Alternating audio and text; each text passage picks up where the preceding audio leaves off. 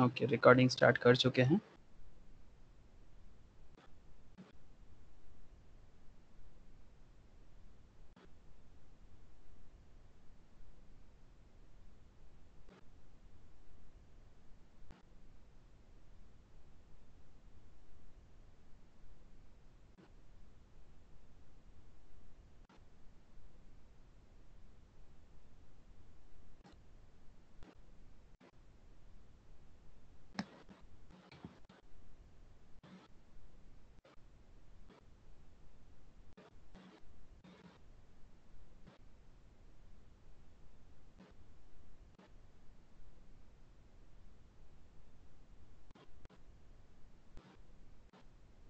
हम लोग basically jargon में बात कर रहे थे, मतलब शेयर मार्केट में यूज होने वाला जो अलग अलग टेक्निकल टर्म्स होते हैं, ठीक है।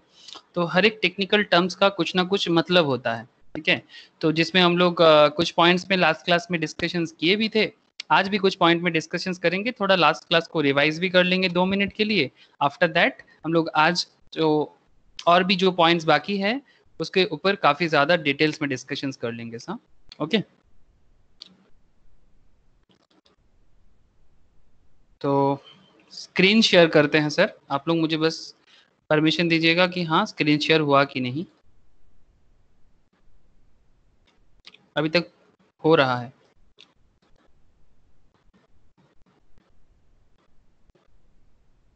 हो गया ना screen share? Yes sir, yes. हाँ सर। ओके,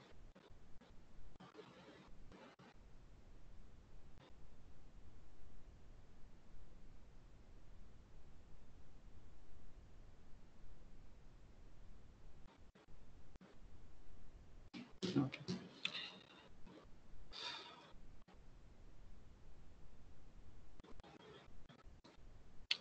तो जैसे कि आप लोग शायद देख पा रहे हैं कि कॉमनली यूज्ड जार्गन, ठीक है, ये एकदम शेयर मार्केट का बेसिक, एकदम बेसिक सिचुएशंस है जिसके साथ हम सबको एकदम अडेप्टेड होना बहुत ज़रूरी है। क्योंकि मार्केट में जो लैंग्वेज यूज होते हैं, अगर हमें लैंग्वेज ही समझ में नहीं आता तो फिर हम मार्केट को समझ नहीं पाएंगे, ठीक है। हर एक कुछ मतलब हर एक फील्ड का अपना अपना टेक्निकल टर्म्स होते हैं, हर फील्ड में each and every field have some technical terms. जैसे अगर जो लोग अकाउंटिंग फील्ड में काम करते हैं उनका टेक्निकल टर्म्स होते हैं। जो लोग फाइनेंस फील्ड में एकदम, ये तो फाइनेंस का ही एक पार्ट है, share market is a part of finance. तो जो लोग एकदम स्पेशलाइज्ड फाइनेंस में हैं उनका भी अलग टर्म्स होते हैं, मतलब स्टॉक मार्केट के साथ साथ और भी कुछ टर्म्स होते हैं जो फाइनेंस में अलग से होते हैं। जो लोग मेडिकल सेक्टर्स में हैं उनका अलग टर्म्स है, जो लोग इंजीनियरिंग सेक्टर्स में हैं उनका अलग टर्म्स है। तो इसको कहते हैं जार्गन। जार्गन का मतलब होता है टेक्निकल टर्म्स। तो वही टेक्निकल टर्म्स जो शेयर मार्केट में हम लोग यूज करते हैं, वही टेक्निकल टर्म्स के बारे में हम लोग थोड़ा डिटेल्स में जान रहे थे। तो लास्ट दिन में थोड़ा बहुत बात किया था, आज उसी को मैं कंटिन्यू करूंगा। जैसे कि आप लोगों में से ये जब कुछ कुछ पॉइंट एकदम बेसिक कुछ पॉइंट में काफी सारा लोग मतलब आप लोग मतलब जानते हैं, मार्केट में सुने भी होंगे बहुत बार। तो जैसे कि हम लोग अगर एकदम स्टार्टिंग में, जैसे बुल मार्केट है ना, बुल मार्केट को हम लोग बहुत ज्यादा जानते हैं, बुलिश या बियरिश, है ना। एक सांड होते हैं और एक भालू होते हैं, ठीक है। ये सांड और भालू ये दोनों मिलके मार्केट को ऑपरेट करते हैं और यही हम लोगों को बेसिकली चलाते हैं, मतलब पूरा शेयर मार्केट का असल खेल यही लोग करते हैं। जैसे कि बुलिश मतलब क्या समझ में आता है? बुलिश मतलब मार्केट का अप ट्रेंड समझ में आता है। If you believe that the stock price are likely to go up, then you are said to be bullish on the stock price. मतलब जब हम लोगों को लगता है कि मार्केट में शेयर अप ट्रेंड में जा रहा है तो तब हम लोग सोचते हैं कि अच्छा मार्केट बुलिश है, ठीक है। और जब हम लोगों को लगता है कि मार्केट डाउन ट्रेंड में जा रहा है तब उसको क्या कहते हैं? बियरिश, ठीक है। आप लोगों को एकदम, अगर मैं एकदम एग्जाम्पल के साथ अगर मैं आपको दिखाऊं तो आपको एकदम पेज से ही दिखा देते हैं। ऐसे भी तो इसके बारे में बहुत लोगों को पता है, क्योंकि ऑलरेडी आप लोगों में से ऐसे बहुत लोग हो जो लोग ऑलरेडी मार्केट में काफ़ी एक्सपीरियंस्ड हो मार्केट में, लेकिन फिर भी बेसिक में कुछ ऐसा बात भी छुपा होता है जो शायद हम लोग कभी कभी मिस कर जाते हैं। तो चलिए कुछ पॉइंट्स में बात करेंगे, लेकिन जो स्टार्टिंग पार्ट है उसमें बात एक बार कर लेना चाहिए। जैसे अगर मैं रिलायंस का बात करूं, आप लोगों को पता है ना रिलायंस में एक बहुत बड़ा खेल हुआ है। रिलायंस का मार्केट कैपिटल काफ़ी हाई हो गया है और करीब 11 लाख करोड़ का मार्केट कैपिटल हो गया रिलायंस का। और मुकेश अंबानी वर्ल्ड का 8th रिचेस्ट पर्सन बन गया है, 8th रिचेस्ट पर्सन। मतलब वॉरेन बफेट को भी क्रॉस कर गया, क्योंकि रिसेंटली आप लोगों को पता है ना वॉरेन बफेट कौन है। वॉरेन बफेट वर्ल्ड का सबसे फेमस और रिचेस्ट पर्सन है, जो आज तक अपना जो भी इनकम किए हैं वो शेयर मार्केट इन्वेस्टमेंट में ही किए हैं। काफी एज भी है इनका, ठीक है, उम्र भी हुआ है इनका, लेकिन इन्हीं का वही मतलब पथ फॉलो करके मैक्सिमम लोग शेयर मार्केट की तरफ आए हैं। जैसे इंडिया में है ना झुंझुनवाला, जिसको हम लोग जानते हैं, लेकिन वॉरेन बफेट का 88 के आसपास का एज है इनका। तो ये वर्ल्ड का 8 रिचेस्ट पर्सन थे रिसेंट हाल में, लेकिन उनको भी रिलायंस का जो मुकेश अंबानी साहब है सीईओ, इन्होंने क्रॉस कर दिया। जो भी हो, तो बेसिकली मैं भी आपको बुलिश समझाने वाला हूँ। ये आज का मार्केट का एक ट्रेंडी अपडेट था, जनरल नॉलेज था कि Mukesh Ambani world richest person बना है। ऐसे बीच बीच में मैं बोलते जाऊंगा जो भी कुछ होता है ऐसा। रिलायंस इंडस्ट्रीज का ये जो आप लोग यहाँ पर देख रहे हो, ये इनका क्या ट्रेंड है, ये फ्राइडे का क्लोजिंग है, ये फ्राइडे का क्लोजिंग है। अगर हम लोग फ्राइडे क्लोजिंग को देखते हैं, फ्राइडे क्लोजिंग में ये मार्केट अप ट्रेंड में क्लोज हुआ है। दैट मींस फ्राइडे मार्केट में ये पूरा ग्रीन दिख रहा है। इवन ये वाला पॉइंट से आपको बहुत अच्छे से पता चल जाएगा, that is this green point 55.95 point से ये ग्रीन बुलिश था, ठीक है, मतलब लास्ट डे में। ऐसा कोई कंपनी का शेयर अगर आप लोग मुझे थोड़ा सजेस्ट करो तो अच्छा रहेगा, कि जो लास्ट दिन डाउन ट्रेंड में था। किसी को भी आइडिया है तो थोड़ा बताओ ना, कि लास्ट दिन डाउन ट्रेंड में था ऐसा कोई कंपनी।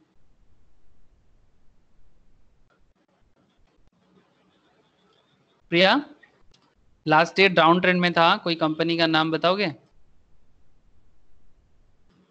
कोई बैंक का stock. Indian bank. Indian bank है, चलो इंडियन बैंक, हाँ। जो भी मुझे एग्जाम्पल के लिए चाहिए, ये स्टडीज तो नहीं कर रहे हैं। इंडियन बैंक, ठीक है, इंडियन बैंक डाउन ट्रेंड में था ये, वेरी गुड सा। इंडियन बैंक 63.85 में है, 63.85 में है, और पूरा रेड जोन के साथ डाउन ट्रेंड में है, दैट इज ये बियरिश है, ठीक है। तो बेसिकली इंडियन बैंक के लिए जो मार्केट का जो सेंटीमेंट था, ये बियरिश सेंटीमेंट था। मतलब ओवरऑल स्टॉक मार्केट जो है, ये एक बियरिश सेंटीमेंट के साथ मार्केट में इंडियन बैंक को लास्ट डे देखा है, ठीक है। और रिलायंस जो है, इसके बारे में इन्होंने एक पॉजिटिव सेंटीमेंट के साथ देखा है। मतलब यहाँ ये पूरा का पूरा जो खेल है ना, ये किसी का ग्रीन होना, किसी का रेड होना, इसमें दो तीन चीजें होते हैं। एक तो प्योर कैलकुलेशन है, प्योर अकाउंट्स है, और प्योर मार्केट मूवमेंट है, ठीक है। मतलब डिमांड एंड सप्लाई का खेल है, जिसका डिमांड सप्लाई क्या है, ये इकोनॉमिकल एक कॉन्सेप्ट है। डिमांड सप्लाई जो इकोनॉमिकल खेल है, मार्केट में बिजनेस किसका चलता है, इसका डिमांड सप्लाई ना बड़ा बैलेंस हो, इसको हम लोग कहते हैं इलास्टिसिटी ऑफ डिमांड। जो भी हो, economics is very very very connected with the share market.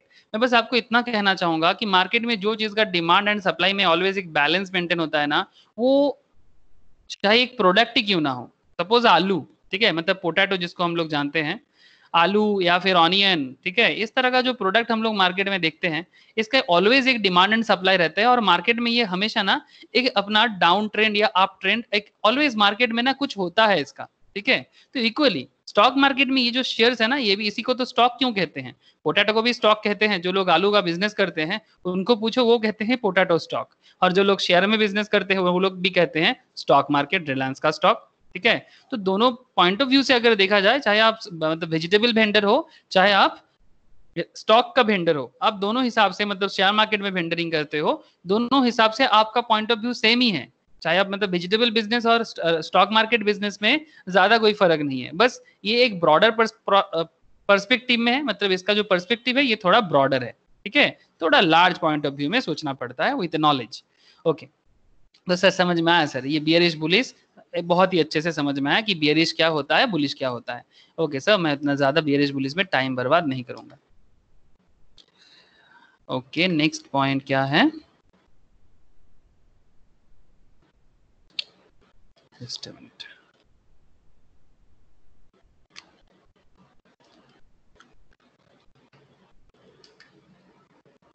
तो जैसे यहाँ पर आपने बुल मार्केट, बेरिश मार्केट समझ में आया। बस एक चीज याद रखना, बेरिश मार्केट का मतलब ये एक मार्केट सेंटीमेंट है। बेरिश में मार्केट ट्रेंड नीचे होता है, बुलिश में मार्केट ट्रेंड ऊपर में जाता है। और पब्लिक का जो कॉन्सेप्ट है ना, उसी के ऊपर डिपेंड करता है पब्लिक क्या सोच रहा है। पब्लिक के अंदर बहुत लोग हैं, नॉट ओनली हम लोग, बहुत तरह के इन्वेस्टर्स होते हैं। मैं आप लोगों को एक बार बताया था कि there are varieties kinds of investors. इसको हम लोग कहते हैं पार्टिसिपेंट्स। कौन कौन मार्केट को चलाते हैं, हम लोगों को लगता है कि हम ही लोग मार्केट को चलाते हैं। वैराइटीज ऑफ, इसको कहते हैं इंटरमीडियरीज। इंटरमीडियरीज जो मार्केट को रेगुलेट करते हैं, इंटरमीडियरीज जो है वो मार्केट को रेगुलेट करते हैं, और पार्टिसिपेंट्स वो हैं जो मार्केट में पार्टिसिपेट करते हैं, ठीक है।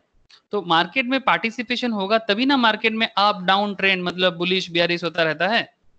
तो बहुत बार हम लोग ये भूल जाते हैं कि बुलिश या बियरिश, ठीक है, चाहे बात बुलिश हो, ठीक है, बुलिश को आप ग्रीन से देख सकते हो, चाहे बात बुलिश हो या बात बियरिश का हो, मैं कहना ये चाहता हूँ बहुत बार हम लोग ये भूल जाते हैं कि सिर्फ हम ही लोग नहीं हैं, मतलब पब्लिक एट लार्ज, जिसको हम लोग क्या नाम से जानते हैं, रिटेल पार्टिसिपेंट्स, ठीक है। इसके बारे में मैं आगे चर्चा करूंगा आप लोगों से। जो बियरिश मूवमेंट है ये डाउन ट्रेंड में जाता है, पार्टिसिपेंट्स में रिटेल इन्वेस्टर्स हैं, रिटेल इन्वेस्टर्स मतलब हम आप जैसे, इसमें इंस्टीट्यूशनल इन्वेस्टर्स हैं। इंस्टीट्यूशनल इन्वेस्टर्स में कौन आते हैं, यही लोग तो मार्केट को घुमा देता है, मार्केट का जो पूरा फीलिंग है ना इधर उधर कर देते हैं, ये लोग बेसिकली मार्केट को रान कराते हैं। रिटेल इन्वेस्टर्स ना मार्केट जो चलता है ना इसके पीछे इनका हाथ होते हैं, मतलब एक रेगुलर बेसिस में मार्केट का जो चक्का है उस चक्का को घुमाना होता है ना, ये इन्हीं के कारण होता है। क्यों? क्योंकि सुबह 9:15 से ये मार्क इसके सामने बैठ जाता है और इनको लगता है कि पूरा मार्केट यही चला रहे हैं, ये रिटेल इन्वेस्टर्स को ऐसा फीलिंग आता है। हेलो। हाँ बोलो। हाँ, रिटेल इन्वेस्टर तो सेंटीमेंट पे काम करता था। एग्जैक्टली सेंटीमेंट में ही काम करता है, रिटेल इन्वेस्टर सेंटीमेंट में ही काम करते हैं। बट मैं बेसिकली आपको यही बताना चाह रहा था कि मार्केट का जो ये बुलिश मूवमेंट का जो सेंटीमेंट है ये भी तो एक सेंटीमेंट है, ये भी तो एक सेंटीमेंट है। बुलिश क्या है? बुलिश एक सेंटीमेंट है, थोड़ी ना शेयर मार्केट में सांड घूमता रहता है। ये सेंटीमेंट को ही एक बुलिश मतलब ये एक लोगो जैसा है, मतलब बेसिकली आपका ट्रेंड पैटर्न को समझाने का एक जरिया है। बुलिश जो है एक जरिया है, बेरिश क्या है? ये भी तो एक सेंटीमेंट है। बट मेरा बेसिकली कहने का मतलब यही है कि हम लोग बस अगर डेफिनेशन वाइज ये जाने कि बुलिश और बेरिश क्या है, इट्स नॉट इनफ। सिर्फ डेफिनेशन जानना इनफ नहीं होता, इसके पीछे कुछ खेल भी समझना पड़ता है, like retail investors, institutional investors, institutional investor, institutional investors में LIC GICI, मतलब जो लोग इंश्योरेंस कंपनीज है ना, हम लोग इंश्योरेंस में पैसा डालते हैं ना, कॉमन पब्लिक, कुछ आता नहीं तो कम से कम एक चीज तो डर का बिजनेस तो बहुत है ना, ये डर का बिजनेस है। जैसे अभी कोरोना चल रहा है, कोविड-19, अभी तो इंश्योरेंस का बोलबाला है, इंश्योरेंस बिजनेस का बोलबाला है अभी, क्योंकि अभी पूरा डर फैला हुआ है सबके अंदर। हाँ, तो book insurance for your family, मतलब बहुत सारा कंपनी, LIC भी है उसके अंदर, जीवन बीमा, तो LIC हो गया आपका, अलग कंपनीज लाइक GICI है, ठीक है। तो ये सब institutional investors. Asset management company, asset management company ये कौन है? इन्हीं का तो पैसा होता है, ये LIC का, एसेट मैनेजमेंट कंपनीज का, बेसिकली म्यूचुअल फंड कंपनीज। जो हम लोग म्यूचुअल फंड में पैसा डालते हैं ना, ये म्यूचुअल फंड कंपनीज भी अपना पैसा मार्केट में डालते हैं, ठीक है। यही लोग तो पार्टिसिपेट है मार्केट में, और इन्हीं के कारण ही होता है जब ये लोग किसी पर्टिकुलर स्टॉक में बहुत ज्यादा पैसा डालते हैं तो मार्केट में बुलिश सेंटीमेंट चालू हो जाते हैं। जब ये लोग अपने मार्केट से पैसा हटा लेते हैं तो भी मार्केट में बियरिश मूवमेंट चालू होता है। और उनके कोई ना कोई चाल के ऊपर डिपेंड करके रिटेल इन्वेस्टर्स जो है ना वो अपना सिस्टम देखते हैं। उसके साथ सिर्फ यही नहीं, इसके साथ government rules, regulations, each and everything is there, ठीक है। Government rules, market conditions, economical conditions, बाकी पॉइंट है। सेंटीमेंट होने का बहुत रीजन है, मतलब आपका रोने का और हंसने के पीछे सिर्फ एक वजह तो नहीं हो सकता। अब वजह समझ में आ रहा है ना मैं क्या कहने का कोशिश कर रहा हूं, कि ये सेंटीमेंट के पीछे बहुत सारा राज छुपा हुआ है। क्या मैं समझा पा रहा हूं आप लोगों को, कनेक्ट कर पा रहा हूं? मतलब सिर्फ मार्केट बुलिश है, मार्केट बियरिश है, ये तो बस एक कहने का बात है। इसके पीछे जो मतलब जो स्टोरी काम करता है, सेंटीमेंट के पीछे जो स्टोरी काम करता है, हमें वो पहचानना बहुत जरूरी हो जाता है। हेलो शंकर जी। हाँ जी। हाँ, मतलब बेसिकली वही मैं कह रहा हूँ कि सेंटीमेंट के पीछे क्या वजह है वो जानना जरूरी होता है, ठीक है। तो मतलब हम लोग नॉर्मली जस्ट सोच लेते हैं ना, मार्केट बुलिश है तो चलो पैसा लगा लो, या फिर ऐसा सोच लेते हैं कि बेरिश है तो चलो पैसा लगा ले, मतलब उसमें भी पैसा लगा जा सकता है। जब मार्केट डाउन ट्रेंड हो तब भी मार्केट में पैसा लगाया जा सकता है। आज मैं आपको इसके बारे में काफी बताऊंगा, जिसको हम लोग शॉर्ट सेलिंग कहते हैं, ठीक है। ऐसा नहीं कि बियरिश में पैसा आप हटा लो, बियरिश में भी पैसा कमाया जा सकता है। ये आज इसके बारे में मैं काफी ज्यादा चर्चा करूंगा, ठीक है। और बुलिश में तो ये कॉमन ट्रेंड है, मतलब यही जनरल ट्रेंड है, ठीक है। तो ये बुलिश एंड बियरिश कॉन्सेप्ट सिर्फ डेफिनेशन वाइज नहीं देखना है, इसके अंदर बहुत बड़ा राज छुपा हुआ है, तो अलग अलग राज में बात आगे लेके जाते हैं। ओके, तो बुलिश मार्केट, बियरिश मार्केट समझ में आया सर, ठीक है। ट्रेंड, ट्रेंड क्या है? ट्रेंड मतलब मार्केट किस तरफ जा रहा है, बुलिश एंड बेरिश के ऊपर डिपेंड करके। हम लोग बोलते हैं ना मार्केट में ट्रेंड क्या है, यूज होता है। The term trend usually refers to the general market direction and its associated strength. For example, if the market is declining fast, the trend is said to be bearish.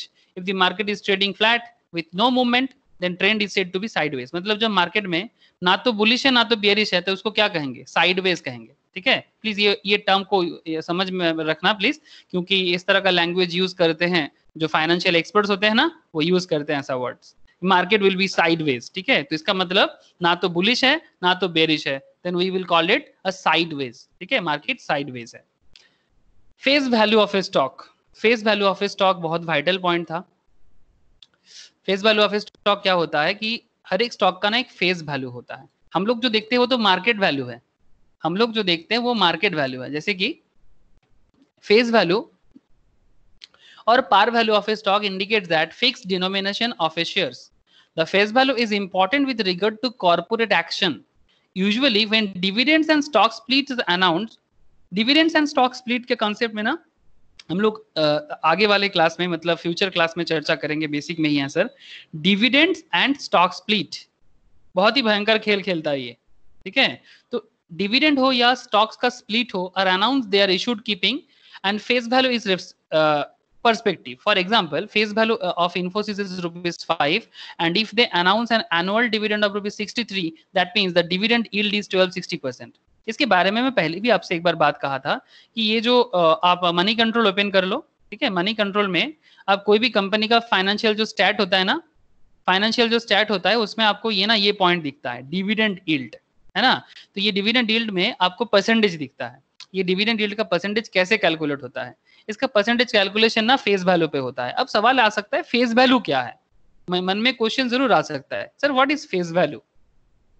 Face value pre determined होते हैं, face value pre determined होते हैं। Pre determined कैसे? Suppose आपको market में business करना है और आप मार्केट में 5 करोड़ लेके आना चाहते हो, तो इसको क्या कहेंगे हम लोग। इवन आपका जो सेबी है, सेबी ने भी आपको 5 करोड़ से बिजनेस करने का परमिशन दिया, तो इसको क्या कहेंगे, ऑथराइज कैपिटल।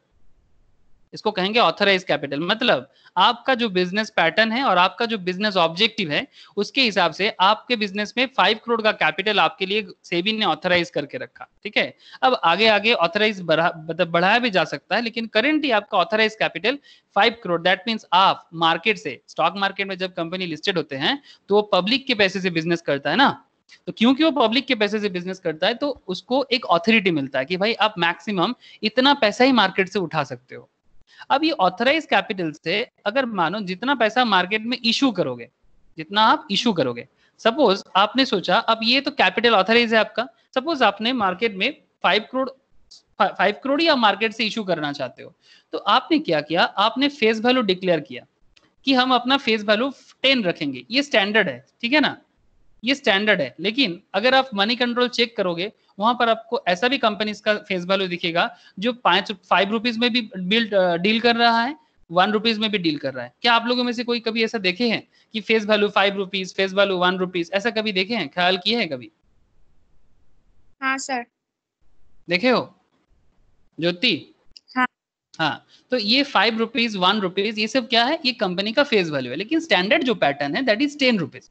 10 रुपीज इसका स्टैंडर्ड सिस्टम है, लेकिन ऐसा जरूरी नहीं कि आपको 10 ही रखना पड़ेगा। अब बस अब आपको मैं क्या बताने वाला हूँ, एक बेसिक मैथ देखिए यहाँ पर। अगर हाथ के सामने कैलकुलेटर है तो उठाइए। बेसिक पैटर्न यही है कि 5 करोड़ से आप 5 करोड़ को आप डिवाइडेड बाई 10 कर दीजिए।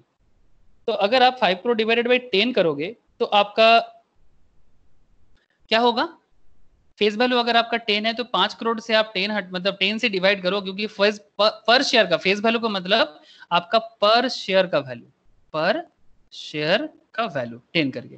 तो 5 करोड़ बाई 10 मतलब कितना शेयर होता है, 50 लाख शेयर होता है ना। हेलो, हाँ। 50 लाख शेयर्स।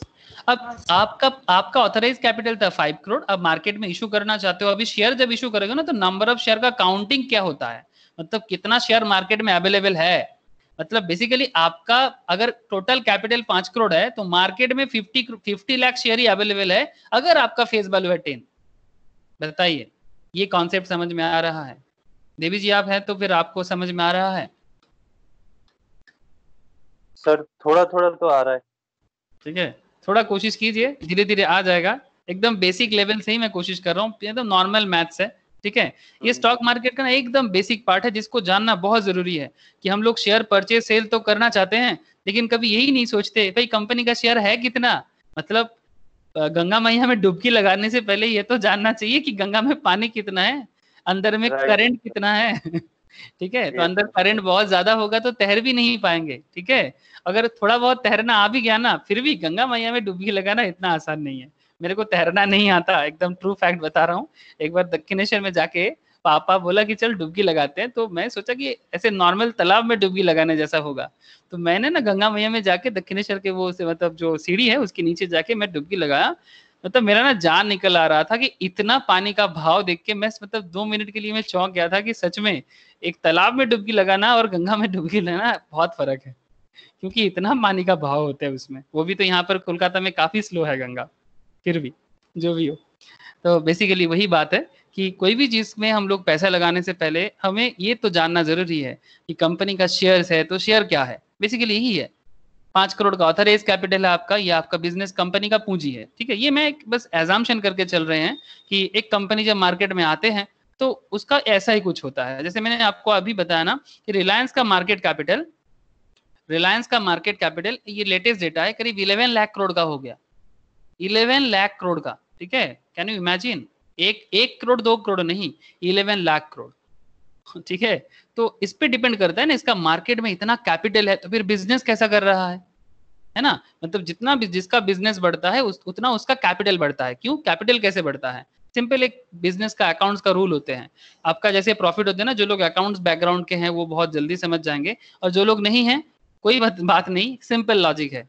ठीक है, एक फुचका वाला जो बिजनेस करते हैं उनको भी पता होता है कि अगर वो 10,000 मार्केट में लगाया ना, 10,000 रुपया लेके एक फुचका का स्टॉल लगाया, पानीपुरी या गोलगप्पा जिसको हम लोग बोलते हैं, तो फुचका का स्टॉल में वो पैसा लगाया, 10,000 का कैश लगाया ना, ये कैश उसका बेसिकली 10,000 क्या है उसका, ये कैश का 10,000 उसका बेसिकली कैपिटल है।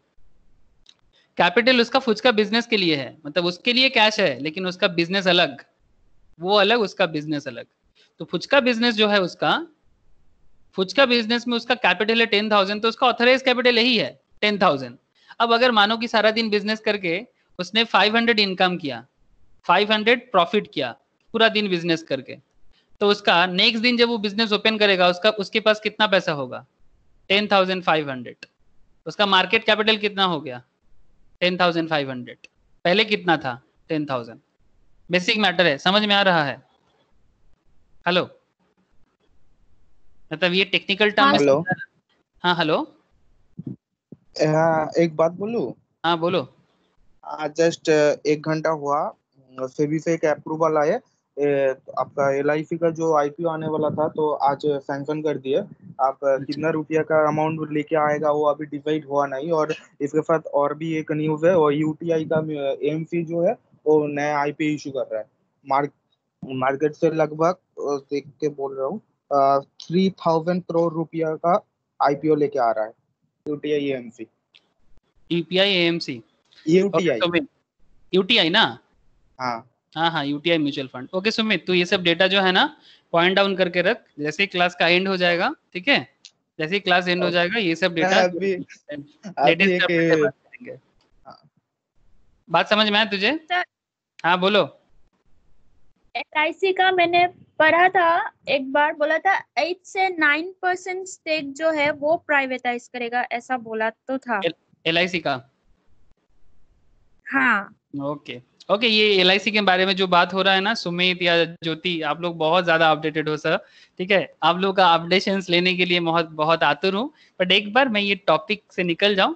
ठीक है, जैसे हम लोग क्लास के एंड में जो लास्ट हाफ एन आवर रहते हैं ना, तो उसमें हम लोग डिस्कशंस करेंगे। ठीक है, ओके सुमित, अब अचानक से नेटवर्क का कॉस्ट दिखा के निकल मत जाना। ठीक है, ओके, जो मैं बात कर रहा था कैपिटल के बारे में, तो 5 करोड़ का जो कैपिटल था आपका, उसमें फेस वैल्यू था आपका 10 रुपीज। तो फेस वैल्यू जो आपका 10 रुपीज था, इससे आपका शेयर मार्केट में कितना मार्केट में फैल गया, 50 लाख शेयर फैल गया। मतलब आपके पास अभी ये परमिशन है कि आप 50 लाख शेयर को मार्केट में बाइंग सेलिंग के लिए एप्लीकेबल कर सकते हो। अब डिपेंड करता है, जरूरी नहीं कि आप पूरा का पूरा 50 लाख एक ही बार में इशू कर दो, आप धीरे धीरे कर सकते हो। 50 लाख से 25 लाख अभी करो, बाद में जब आपको ठीक लगेगा बाद में फिर से करो, ठीक है। तो ये है आपका बिजनेस का पैटर्न, ठीक है। इस तरह से मार्केट में फेस वैल्यू काम करता है और पूरा मार्केट कैपिटल को हैंडल करते हैं। इसके बारे में आगे और फिर से चर्चा करेंगे जैसे जैसे टॉपिक आएगा, बट फिलहाल मैं बस आपको फेस वैल्यू समझाने के लिए बोल रहा था। और फेस वैल्यू में आपका डिविडेंड यील्ड का भी बहुत कॉन्सेप्ट होता है, क्योंकि जो लोग मार्केट में इन्वेस्ट करते हैं उनको एक चीज का बहुत इंपॉर्टेंस ही रहता है कि सर डिविडेंड यील्ड मतलब कंपनी डिविडेंड कितना अच्छा दे रहा है। तो जैसे डिविडेंड का जो कैलकुलेशन होता है ना, वो फेस वैल्यू पे होता है। जैसे अगर आप 5 रुपीज का आपका फेस वैल्यू है कंपनी का, और कंपनी आपको डिविडेंड दे रहा है 63 पर शेयर, ठीक है, लेकिन कंपनी का मार्केट रेट कुछ और ही चल रहा है। लेकिन अगर कंपनी आपको 63 दे रहा है तो आप सिंपल करो ना, 5 मतलब 63 divided by 5 into 100, 63 by 5 divided by into 100 करो, तो आपको ना 63 डिवाइडेड बाई 5 करने से करीब 1260% मतलब पॉइंट समथिंग आएगा, उसको इंटू 100 कीजिए तो आपको 1260% दिखेगा। 1260% का डिविडेंड यील्ड दिखेगा। इसमें आपको एक फीलिंग आता है कि भाई कंपनी बहुत अच्छा डिविडेंड दे रहा है, लेकिन शायद कंपनी का मार्केट वैल्यू, इन्फोसिस का मार्केट शेयर कम से कम 1200-1400 के आसपास हो जाता है। करेंटली तो अभी चल रहा है 700-800 में, ठीक है, 700-900 के रेंज में घुमा फिरा चल रहा है इसका। तो अगर मतलब नॉर्मल इंसान क्या सोच रहा है कि ठीक है भाई 700-900 मार्केट वैल्यू चल रहा है, डिविडेंड 63 दिया, नो प्रॉब्लम, वो कैलकुलेट करते हैं इससे मार्केट वैल्यू से। लेकिन डिविडेंड यील्ड का कैलकुलेशन मार्केट वैल्यू से नहीं होता, डिविडेंड यील्ड का कैलकुलेशन 5 रुपया फेस वैल्यू से होता है।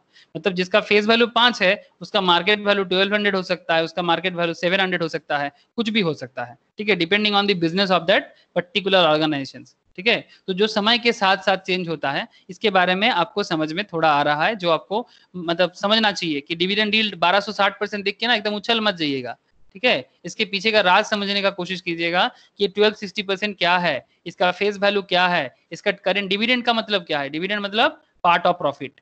और यही सब जब डिक्लेयर होता है, जब भी आप लोग सुनते होंगे कि अचानक से कंपनी डिविडेंड डिक्लेयर करता है तो मार्केट में शेयर का प्राइस बढ़ता नहीं है। हेलो, हाँ, है ना। जब भी मार्केट में अचानक से कंपनी डिविडेंड डिक्लेयर करता है, आप लोग क्या देखते हो, मार्केट में एक अप ट्रेंड होता है कि नहीं होता। कंपनी का जनरल मीटिंग होता है, ठीक है। मैक्सिमम लोग जो लोग ट्रेडिंग करता है ना, ट्रेडिंग जो लोग करते हैं मतलब डेली कंप्यूटर के सामने बैठ के 9:15 से लेके 3:30 बजे तक, ये लोग बेसिकली न्यूज पे ट्रेडिंग करता है। न्यूज पे और ट्रेंड पे, न्यूज एंड ट्रेंड इनके लिए इंपॉर्टेंट होता है। न्यूज ट्रेंड इसी के बेसिस में करते हैं, और कुछ पास्ट एफर्ट जिसके लिए वो लोग टेक्निकल एनालिसिस फॉलो करते हैं। टेक्निकल एनालिसिस एक ग्राफिकल प्रेजेंटेशन है जो हिस्ट्री को दोहराते हैं। ये इसका क्लास हम लोग आगे आगे करेंगे सर, ठीक है, जो जिसका अलग क्लास होगा। ये टेक्निकल एनालिसिस है। Technical analysis news, trend and trading इसी के बेसिस में करता है। तो अचानक से कंपनी ने डिक्लेयर किया डिविडेंड, तो कंपनी अचानक से डिविडेंड डिक्लेयर करने के बाद वाह कंपनी अच्छा कर रहा है, डिविडेंड डिक्लेयर किया, तो बहुत लोग सोचते हैं कि इमोशनल हो जाते हैं, चलो कंपनी अच्छा है फिर से डिविडेंड देगा, ठीक है, कंपनी आप ट्रेंड ले लेते हैं। या फिर कंपनी अपने एनुअल जनरल मीटिंग में अचानक से बोल दिया कि इस बार कंपनी डिविडेंड डिक्लेयर नहीं करेगा, कंपनी डिविडेंड डिक्लेयर नहीं करेगा, उसमें भी कंपनी आप ट्रेंड होते हैं। सर क्या बात कर रहे हो, जब डिविडेंड डिक्लेयर कर रहा है उसमें भी कंपनी में बुलिश, जब कंपनी डिविडेंड डिक्लेयर नहीं कर रहा है उसमें भी company bullish, how can it possible. आप लोग में से कोई बता सकते हो कि जब कंपनी डिविडेंड डिक्लेयर नहीं कर रहा है, मतलब अपना शेयर होल्डर को डिविडेंड नहीं दे रहा है, तब भी कंपनी बुलिश, मतलब अप ट्रेंड, जैसे यहाँ पर आप रिलायंस को देख रहे हो, ठीक है। और जब कंपनी मतलब एक मार्केट का न्यूज है, और जब कंपनी डिविडेंड डिक्लेयर किया तब भी कंपनी में बुलिश इमोशन चला। ये फिर भी मुझे थोड़ा सा समझ में आ रहा है कि हाँ भाई डिविडेंड दिया तो इस कंपनी अच्छा होगा, फिर से देगा तो चलो परचेस करते हैं। लेकिन जब डिक्लेयर नहीं करता तब भी मार्केट में बुलिश हो सकता है क्या? ডিভিডেন্ড না ইস্যু করে যদি শেয়ারটাকে স্প্লিট করে দেয় তাহলেই তো আপ ট্রেন্ড হয়ে যাবে। स्प्लिट करने के पीछे अभी मत आ, स्प्लिट करना अलग होता है। स्प्लिट क्या होता है, वो शेयर को बांट देते हैं, ठीक है, वो अलग कॉन्सेप्ट है। स्प्लिट इज डिफरेंट कॉन्सेप्ट, मैं भी स्प्लिट में बात नहीं कर रहा हूँ। मैं बस इतना कह रहा हूँ कि जब वो डिविडेंड डिक्लेयर कर रहा है तब भी मार्केट में वो बुलिश हुआ, क्योंकि लोगों को लगा कि कंपनी अच्छा है, अच्छा डिविडेंड डिक्लेयर करता है, तो बाकी जो लोग इतना दिन इन्वेस्ट नहीं किया था वो अभी इन्वेस्ट करने के लिए सोच रहा है कि भाई अच्छा कंपनी है, डिविडेंड डिक्लेयर किया, अच्छा खासा डिविडेंड दे रहा है, तो हम भी इन्वेस्ट करें, तो मार्केट में उस पर्टिकुलर कंपनी में बुलिश हो रहा है। यहाँ पर रिलायंस तो बस एग्जाम्पल के लिए रखा गया है, कोई भी ऑर्गेनाइजेशन के लिए हो सकता है।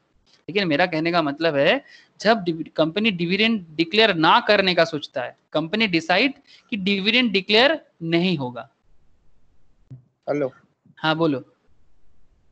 যখন কোম্পানি যখন ডিভিডেন্ড মানে ফাইনাল রিপোর্টটা যখন দেখে, ব্যালেন্স শিটটা যখন দেখে যে কোম্পানিতে গ্রোথ এসেছে, কোম্পানির যখন টোটাল টার্নওভার বেড়েছে, বা কোম্পানি যখন মানে অনেকগুলো কন্ট্রাক্ট এগ্রিমেন্ট নিয়ে নিয়েছে অলরেডি, তখন তো কোম্পানির ফান্ডটা বাড়বে। তো সেই মুহূর্তে যখন রিপোর্টটা বেরোয় আর যখন কোম্পানি মানে ভাবে যে আমার এক্সিস্টিং যে শেয়ার হোল্ডার রয়েছে তাকে আমি প্রফিট দেবো, তার জন্য আমার যে প্রফিটটা হচ্ছে সেটা আমি রিইনভেস্ট করবো, वेरी তখনও गुड, কোম্পানিতে একটা वेरी গ্রোথ गुड, হবে। That is the point. Very good Sumit, very good. समझ में आ रहा है ना सर? शंकर जी समझ में आ रहा है? सुमित का कहने का मतलब वो बंगाली में बोला, मैं इसको बोल देता हूँ। हाँ नहीं सुमित समझ में नहीं आया। हाँ समझ। मैं बता देता हूँ। सुमित कह रहा है कि सुमित का बोलना एकदम सही है कि जब कंपनी डिविडेंड डिक्लेयर नहीं कर रहा है ना, कंपनी डिसाइड किया कि डिविडेंड मैं डिक्लेयर नहीं करूंगा। ठीक है, डिविडेंड का बेसिकली मतलब क्या है, एकदम सिंपल समझते हैं। डिविडेंड का मतलब है पार्ट ऑफ प्रॉफिट। यही पार्ट ऑफ प्रॉफिट के लिए ही तो हम लोग मार्केट में इन्वेस्ट करते हैं। एक मार्केट से दो तरह का इनकम होता है। मार्केट से दो तरह का इनकम होता है। एक जो जिसके बारे में सबको आइडिया है, ठीक है, कि मैंने इतना दाम में शेयर को परचेस किया था और आज मार्केट में शेयर इतना चल रहा है। जैसे यहाँ पर आप लोग अगर देखिए कि अगर किसी ने 1 मंथ पहले ही रिलायंस में परचेस किया था तो वो 1600 में परचेस किया था, है ना, और अभी रिलायंस का शेयर कितना चल रहा है, 1880 चल रहा है। मतलब करीब एक महीने में, 1 मंथ में अगर किसी ने 100 शेयर भी परचेस किया तो 280 इंटू 100 करके उसने प्रॉफिट बुक करके रखा है स्टिल। और अगर वो इन्वेस्टमेंट में अभी भी है तो उसका ग्रो हो सकता है, ऐसा फीलिंग के साथ वो मार्केट में है। तो मार्केट में इनकम का ये जो है, ये तो कंपनी का शेयर का वैल्यू ग्रोथ के साथ, इसके साथ डिविडेंड का रिलेशन नहीं है। डिविडेंड का रिलेशन क्या है, कंपनी जो बिजनेस कर रहा है ना, रिलायंस बिजनेस इंडस्ट्रीज, ये जो सारा साल का बिजनेस करते हैं, इसका एक प्रॉफिट एंड लॉस अकाउंट बनता है। उसमें कंपनी ना प्रॉफिट करता है, टू नेट प्रॉफिट बोल के, और उस प्रॉफिट का जो भी प्रॉफिट होता है उसका, सपोज उसका प्रॉफिट होता है, जैसे देखिए आपको यहाँ दिख रहा होगा, उसका रेवेन्यू है 2020 का रेवेन्यू है 6.59 लाख करोड़, ये इसका रेवेन्यू है 2020 का। तो सिर्फ यही उसका रेवेन्यू है, मतलब इसके अंदर ये पूरा का पूरा उसका प्रॉफिट है। अगर वो चाहे कि इस प्रॉफिट से मैं कुछ हिस्सा अपना शेयर होल्डर को परसेंटेज वाइज देना चाहता हूं, जैसे कि अगर किसी ने 100 शेयर होल्ड करके रखा है तो बेसिकली परसेंटेज वाइज कि चलो 5% डिविडेंड डिक्लेयर कर देते हैं, 5%, मतलब अगर आप 100 का शेयर जितना के वैल्यू है आपका, उसके हिसाब से फेस वैल्यू पे होगा, हाँ फेस वैल्यू पे होगा, फेस वैल्यू के हिसाब से डिविडेंड आपको मिल जाता है। तो वो डिविडेंड आपका पार्ट ऑफ प्रॉफिट है जो आपको आपके अकाउंट में डायरेक्टली क्रेडिट हो जाते हैं। जो लोग इन्वेस्टमेंट करते हैं उनको पता है कि जब डिविडेंड मिलता है कैसे होता है, तो वो डिविडेंड आपके अकाउंट में हिट किया। डिविडेंड अलग, dividend is a different part, और यहाँ पर आपने जो कमाया ना कंपनी के वैल्यू ग्रोथ पे, ये अलग, ये प्रॉफिट का पार्ट नहीं, ये बिजनेस ग्रोथ का वैल्यू है। कंपनी भी बढ़ रहा है, आपको भी लेके बढ़ रहा है। आपने 1600 में परचेस किया था, अभी 1880 में है, कंपनी ने ग्रोथ किया, आपने भी ग्रोथ किया। It's a growth with the company, because आप कौन हो, equity share holder, growth with the company. और डिविडेंड क्या है, कंपनी का सारा साल का जो प्रॉफिट है उसका पार्ट।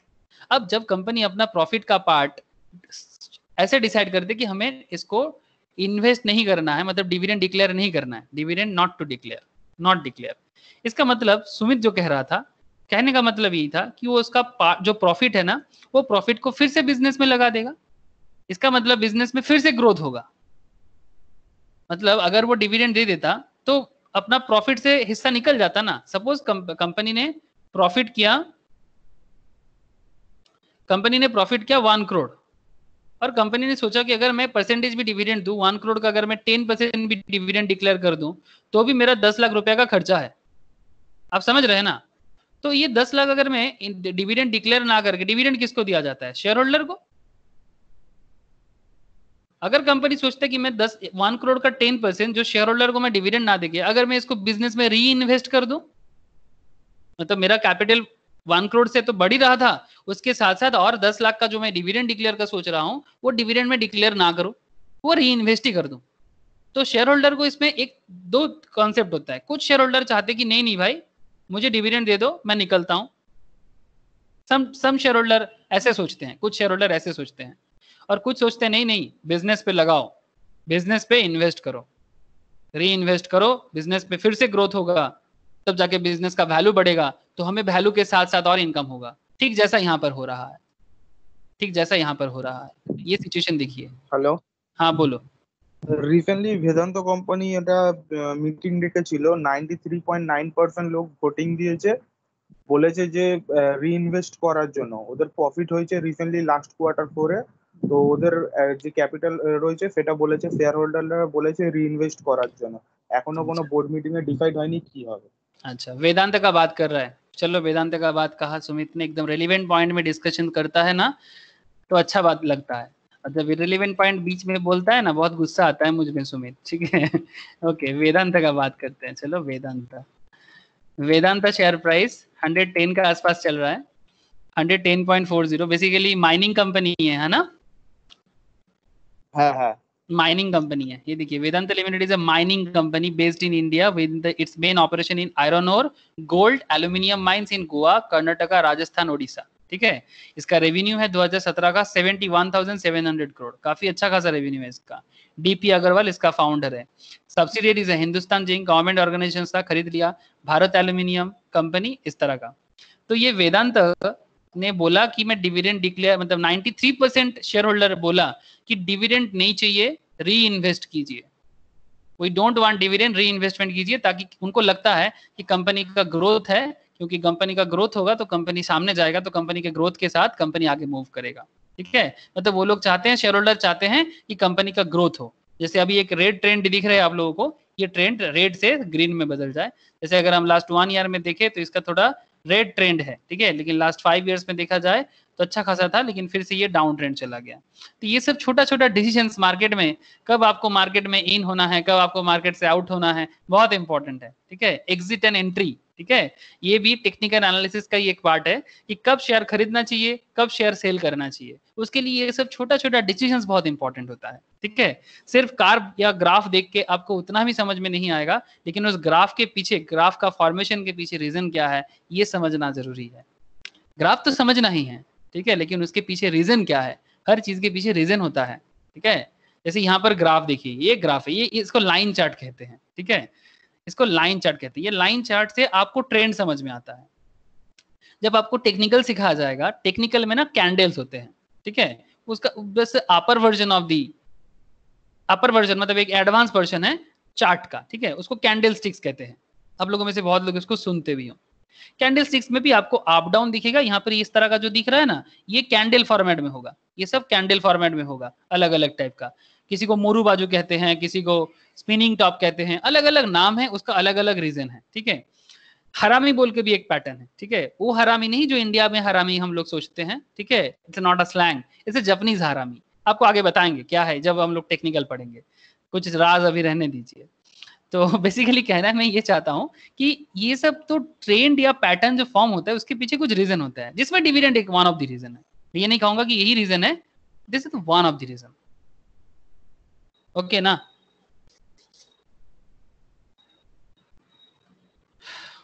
शंकर जी समझ में आ रहा है? शंकर जी हाँ जी, ओके। तो face value of the stock बहुत ही वाइटल एक पॉइंट है, ठीक है, जिसके साथ हमें समझदारी रखना जरूरी है।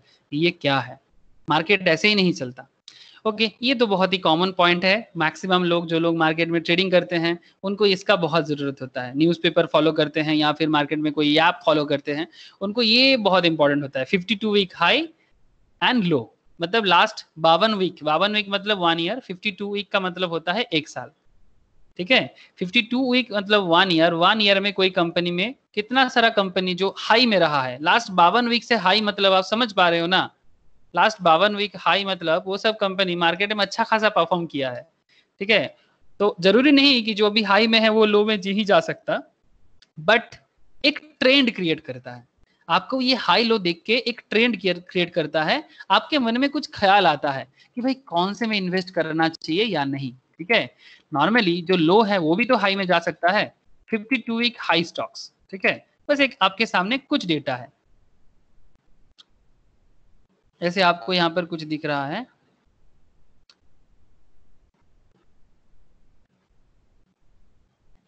एनएससी बीएससी अलग अलग करके भी हम लोग देख सकते हैं। जैसे यहाँ पर कुछ है, देखिए previous 52 week low and high, current price, Granules India, IOL Chemicals, Astec Life Science, Bharat Rasayan, इस तरह का कुछ कंपनी है जो मार्केट में लास्ट 52 वीक से थोड़ा हाई में है, ठीक है। तो कुछ कंपनी जैसे हाई में है, कुछ कंपनी जैसे लो में है।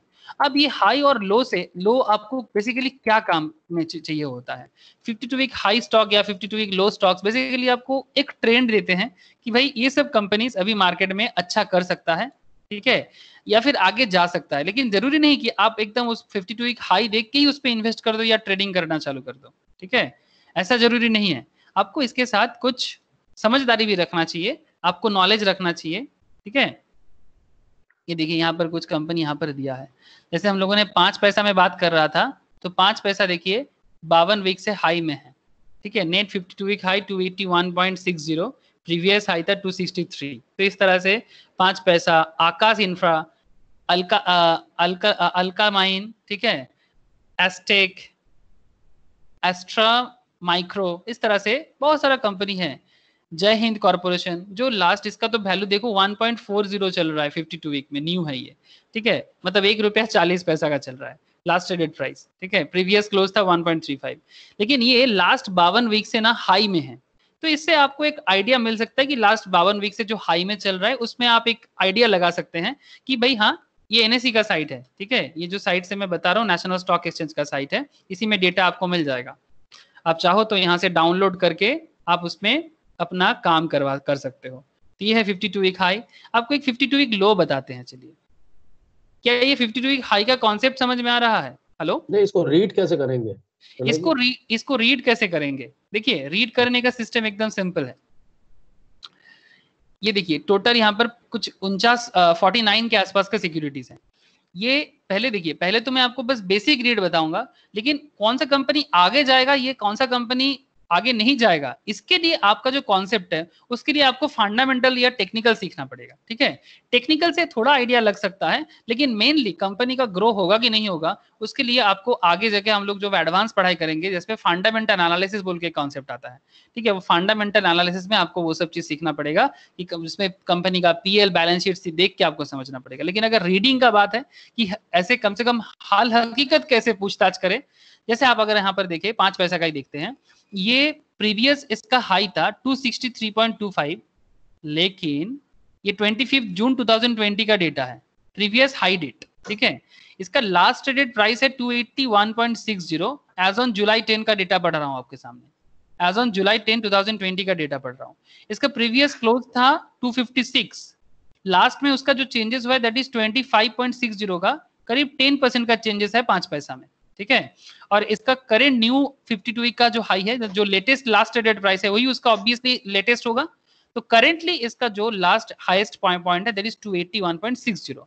लेकिन ये अगर इसका प्रीवियस हाई देखा जाए जो इसका 25 जून में था, 25 जून में इसका मतलब प्रीवियस हाई था, मतलब इससे पहले, मतलब 281.60 से पहले उसका 25 जून को, ठीक है, 25 जून को उसका प्राइस था 263.25, ठीक है। इसका मतलब ये 263.25 से करेंटली 281.60 में आया है, तो ऑब्वियसली बुलिश ट्रेंड के साथ है। हेलो हेलो, हाँ हेलो, समझ में आ रहा है? हाँ हाँ, मतलब 52 वीक्स में जो प्रीवियस हाई आप, मतलब इसमें ये इस तरीके से रीड कर सकते हैं इसको जी कि 52 वीक्स में मतलब एक साल में जून में प्रीवियस हाई था 263 और करंट हाई है 281 जी, अच्छा, ठीक है। जून में इसका मतलब एकदम लेटेस्ट में अगर देखा जाए, अगर आप इसके में और डिटेल्स में जानना चाहेंगे तो इसके डिटेल्स में अगर आप क्लिक करेंगे आपको और पुराना डेटा भी दिख जाएगा। तो ठीक है ना? 52 वीक्स मतलब जुलाई 2019 से हम लोग कंसिडर कर रहे हैं। एग्जैक्टली, जुलाई 2019 से 2019 से जुलाई अगस्त सितंबर अक्टूबर करके जून में ये मैक्सिमम हाई गया है 263 में। एग्जैक्टली ये ऐसे करके रीड करेंगे और जी उसके जी बाद जी फिर जुलाई उसके में बाद गया है ये 281। एग्जैक्टली ठीक है, ऐसा ही करके रीड करना है। तो इसमें आप क्या है ना, इसमें आप स्टॉक को सिलेक्ट सर करने में आपको काम आता है। हाँ बोलो। सर मेरा ना एक ऑफिस का मीटिंग है 8 बजे, तो अच्छा मैं आपको फोन करता हूँ फिर। ठीक है कोई बात नहीं। ठीक है सर। ये कितना टाइम का क्लास चलता है सर, ये तो 9 मैं बजे उसके तक हिसाब चलेगा, से। 2 घंटे का क्लास चलता है। ओके ओके, सॉरी सर, मेरे को पता नहीं था एक्चुअली। ओके तो नो आठ नॉट ओके आठ नो बजे इशू। से मेरा ऑफिस का एक। I will get back to you. Okay sir. ठीक है no thank you sir. Okay okay. Priya, Jyoti, आप लोगों को समझ में आ रहा है ना? हाँ सर।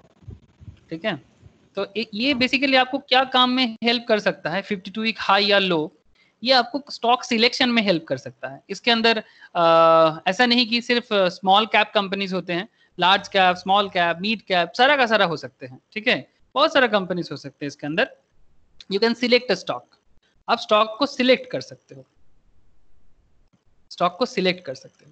स्टॉक को तो सिलेक्ट इस करने शीट में में हाँ, तो इस हाँ शीट में बेसिकली वही कंपनीज होती है जो मतलब 52 वीक्स हाई में है। जी। अब लो में देखिए और थोड़ा सा, ये कुछ हाँ कंपनीज है, इसमें करीब 5 सिक्योरिटीज दिया गया है रिसेंटली एनएसईए साइड में। आप और भी डेटा सर्च कर सकते हैं, मैं बस आपको यहाँ पर एक आइडिया दे रहा हूँ। यहाँ पर कुछ कंपनीज ऐसे जो लास्ट 52 वीक से लो में ही है। ठीक है, लास्ट 52 वीक से ये लो में ही जा रहा है। ठीक है, हाई ट्रेंड में गया ही नहीं। जैसे क्या क्या है, बड़े कंपनीज भी है।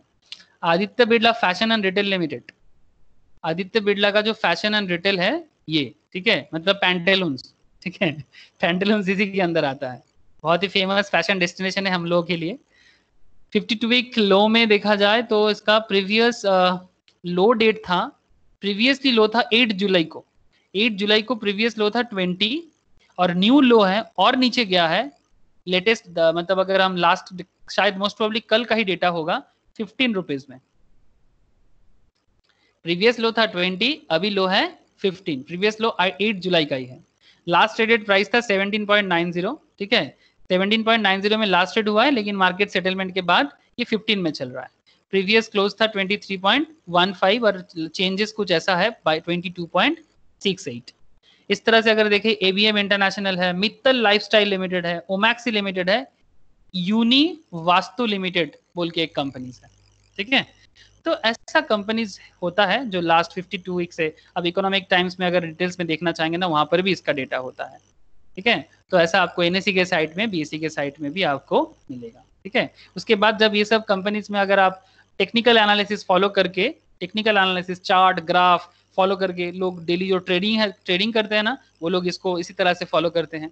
इसके साथ साथ अगर जो लोग इसकी मानिए कि इसमें से कोई कंपनीज ऐसा है जिसमें आप लॉन्ग टर्म इन्वेस्टमेंट करना चाहते हैं, लॉन्ग रन के लिए, तो इसी में से चूज करके आप इसमें से, मानिए कि आपको 2 कंपनीज ऐसा लगा जिसका फंडामेंटल रिसर्च किया आपने, पीएल बैलेंस शीट देखिए, बिजनेस ऑब्जेक्टिव देखा, सब कुछ देख के आपको लगा कि कंपनी बहुत आगे तक जाएगा।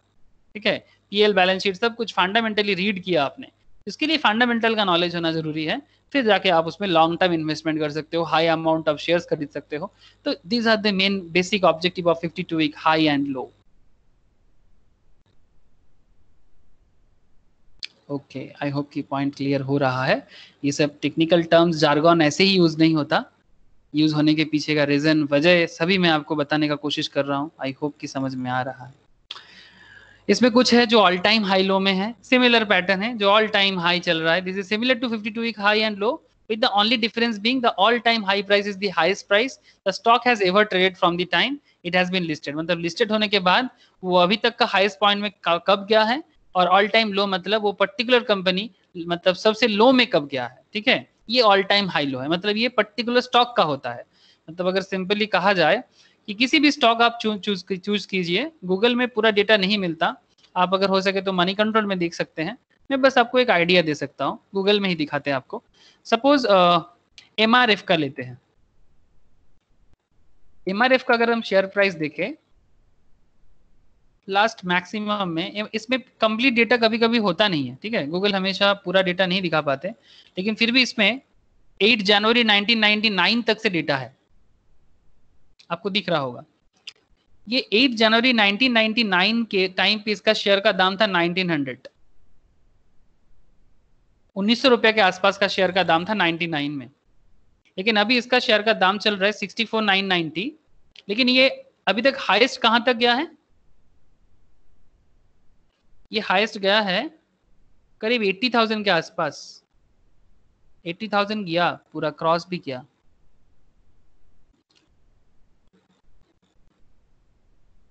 हाँ, करीब 76-80 के आसपास इसका हाईएस्ट पॉइंट गया है।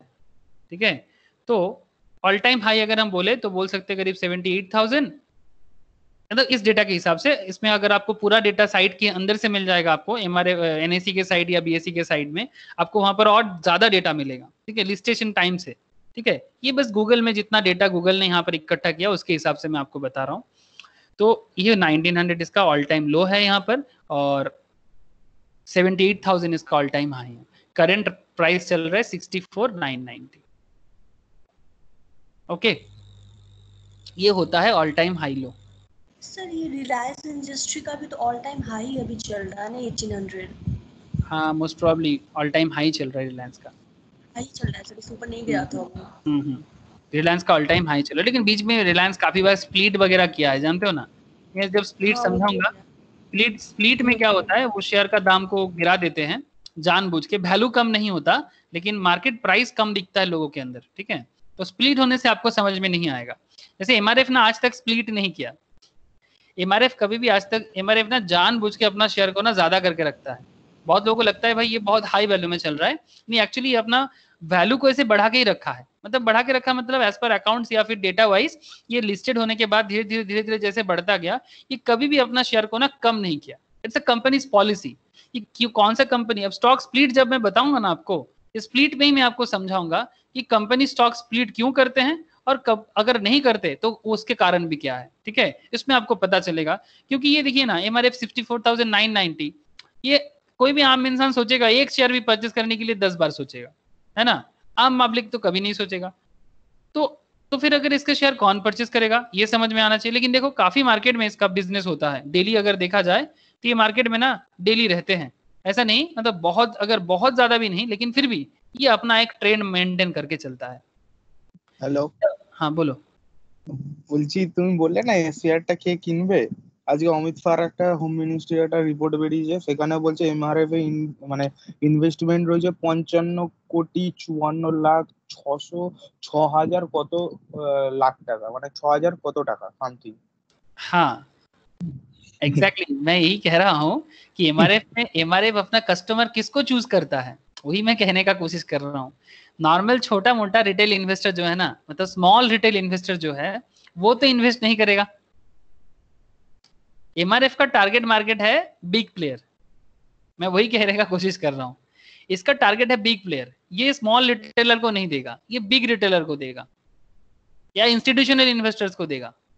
बिग रिटेलर मतलब समझ रहे हैं ना, जिसके हाथ में जैसे सुमित बोल रहा है 5 करोड़ 10 करोड़ ऐसा है ना, वो लोग इन्वेस्ट करता है ऐसा कंपनीज में।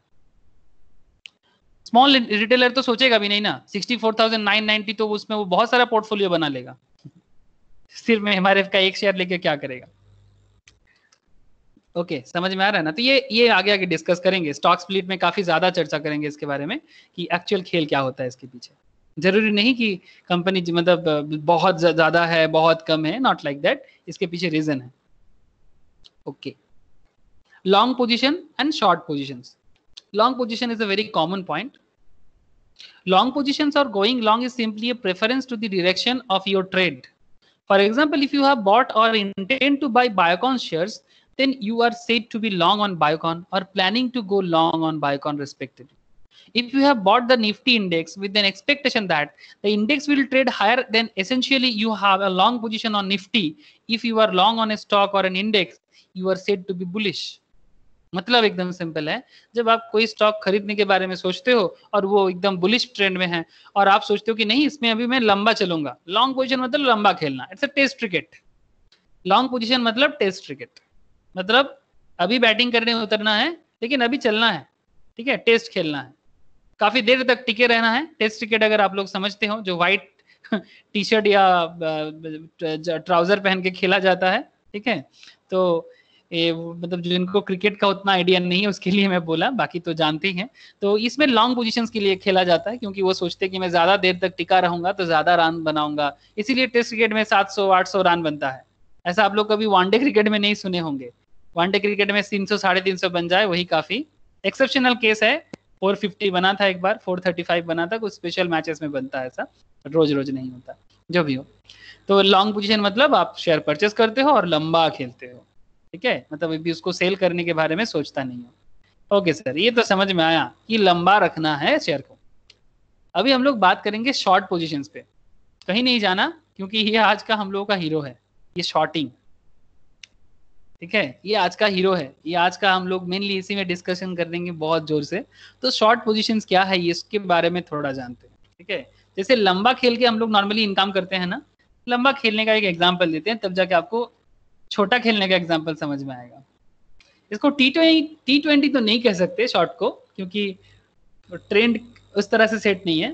जैसे मानिए कि आप लॉन्ग क्या होता है, लॉन्ग कुछ ऐसा, सपोज 1 मंथ पहले अगर आपने 64,000 में MRF का टायर को परचेज किए थे, उसके बाद ये अपना हाईएस्ट पोजीशंस पे आज भी चल रहा है, थोड़ा सा हाई में चल रहा है, 60,000, 64,990। इसका मतलब विद इन 1 मंथ अगर आपने कितना प्रॉफिट बुक किया, 990 रुपीज पर शेयर में आपने प्रॉफिट बुक किया। ये जो प्रॉफिट आपने किया, पहले आपने बाय किया, फिर जाके आपने सेल कर दिया। First buy then sell, this is a long position concept. अब ये 1 मंथ के लिए हो सकता है, 5 दिन के लिए हो सकता है, 1 दिन के मतलब इंट्राडे में भी हो सकता है, इंट्राडे 1 डे खेल, 6 महीने के लिए हो सकता है, पूरा साल के लिए हो सकता है, 5 साल के लिए हो सकता है, या फिर लाइफ लॉन्ग हो सकते हैं, लाइफ लॉन्ग हो सकते हैं। आप लॉन्ग में लाइफ लॉन्ग खेल सकते हो, बात समझ में आ रहा है।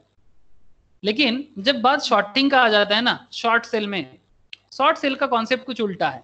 उसमें आप कब शॉर्ट सेल करेंगे, आज हम लोग ना वो लास्ट दिन एक क्लास में हम लोग हेजिंग में चर्चा कर रहे थे, आज आपको हेजिंग सिखाएंगे कि हेजिंग क्या होता है और शॉर्ट सेल और हेजिंग में क्या रिलेशन है। ध्यान से सुनिएगा, बहुत ही वाइटल और इंपॉर्टेंट एक कॉन्सेप्ट है। सपोज यहाँ पर अगर हम देखिए 6 मंथ्स का डेटा अगर देखा जाए, एग्जैक्टली जस्ट लुक कि शॉर्ट सेल कैसा हो सकता है, नेचर क्या है शॉर्ट सेल का। सपोज आपने 65,000, ठीक है, दिस डेटा 67,000 MRF का टायर चल रहा है, आप इसमें इन्वेस्ट नहीं किया है, आपका इन्वेस्टमेंट MRF में नहीं है, पॉइंट टू बी नोटेड। हाँ, आपने अभी तक MRF में इन्वेस्टमेंट नहीं किया। जैसे लॉन्ग में भी तो इन्वेस्टमेंट नहीं होता, आप सोचते हो लॉन्ग जाने का, सिमिलरली यहाँ पर भी आप शॉर्ट जाने का सोच रहे हो, आप शॉर्ट किए नहीं। 67,000 यहाँ पर शेयर का दाम चल रहा है, आपको लग रहा है मार्केट डाउन होगा, आपको लग रहा है मार्केट डाउन होगा, ठीक है, मार्केट डाउन होके 50,000 में जाएगा विद इन 6 मंथ्स, ठीक है।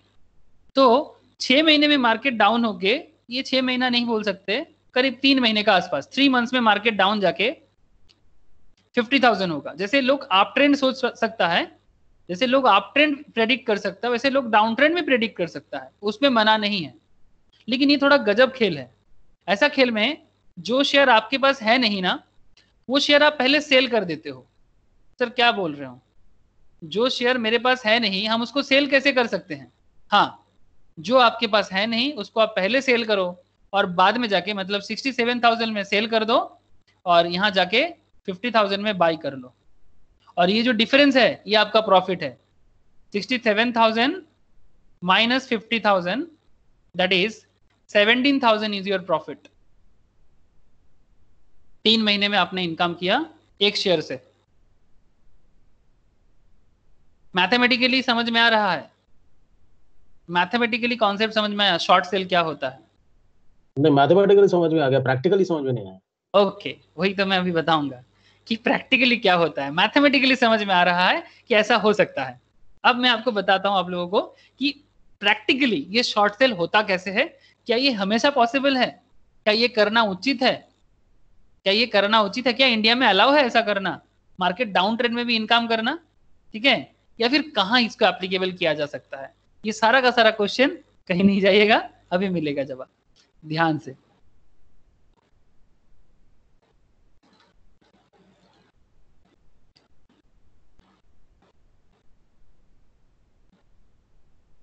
देखिए, सबसे पहले थोड़ा कॉन्सेप्ट देख लेते हैं, काफी डीप चर्चा होगा, ध्यान से।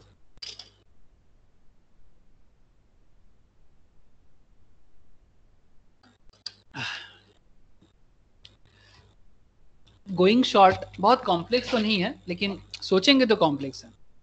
मैक्सिमम खेल तो सिस्टम कर देता है, लेकिन कॉन्सेप्ट है क्या? It's not an easy thing, not a matter of joke. Going short or simply shorting is a term used to describe a transactions carried out a particular order. This is slightly tricky concept. Exactly, slightly tricky. To help you understand the concept shorting, I would like to narrate the recent incident that happened to me at work. एक example author ने दिया, देखिए।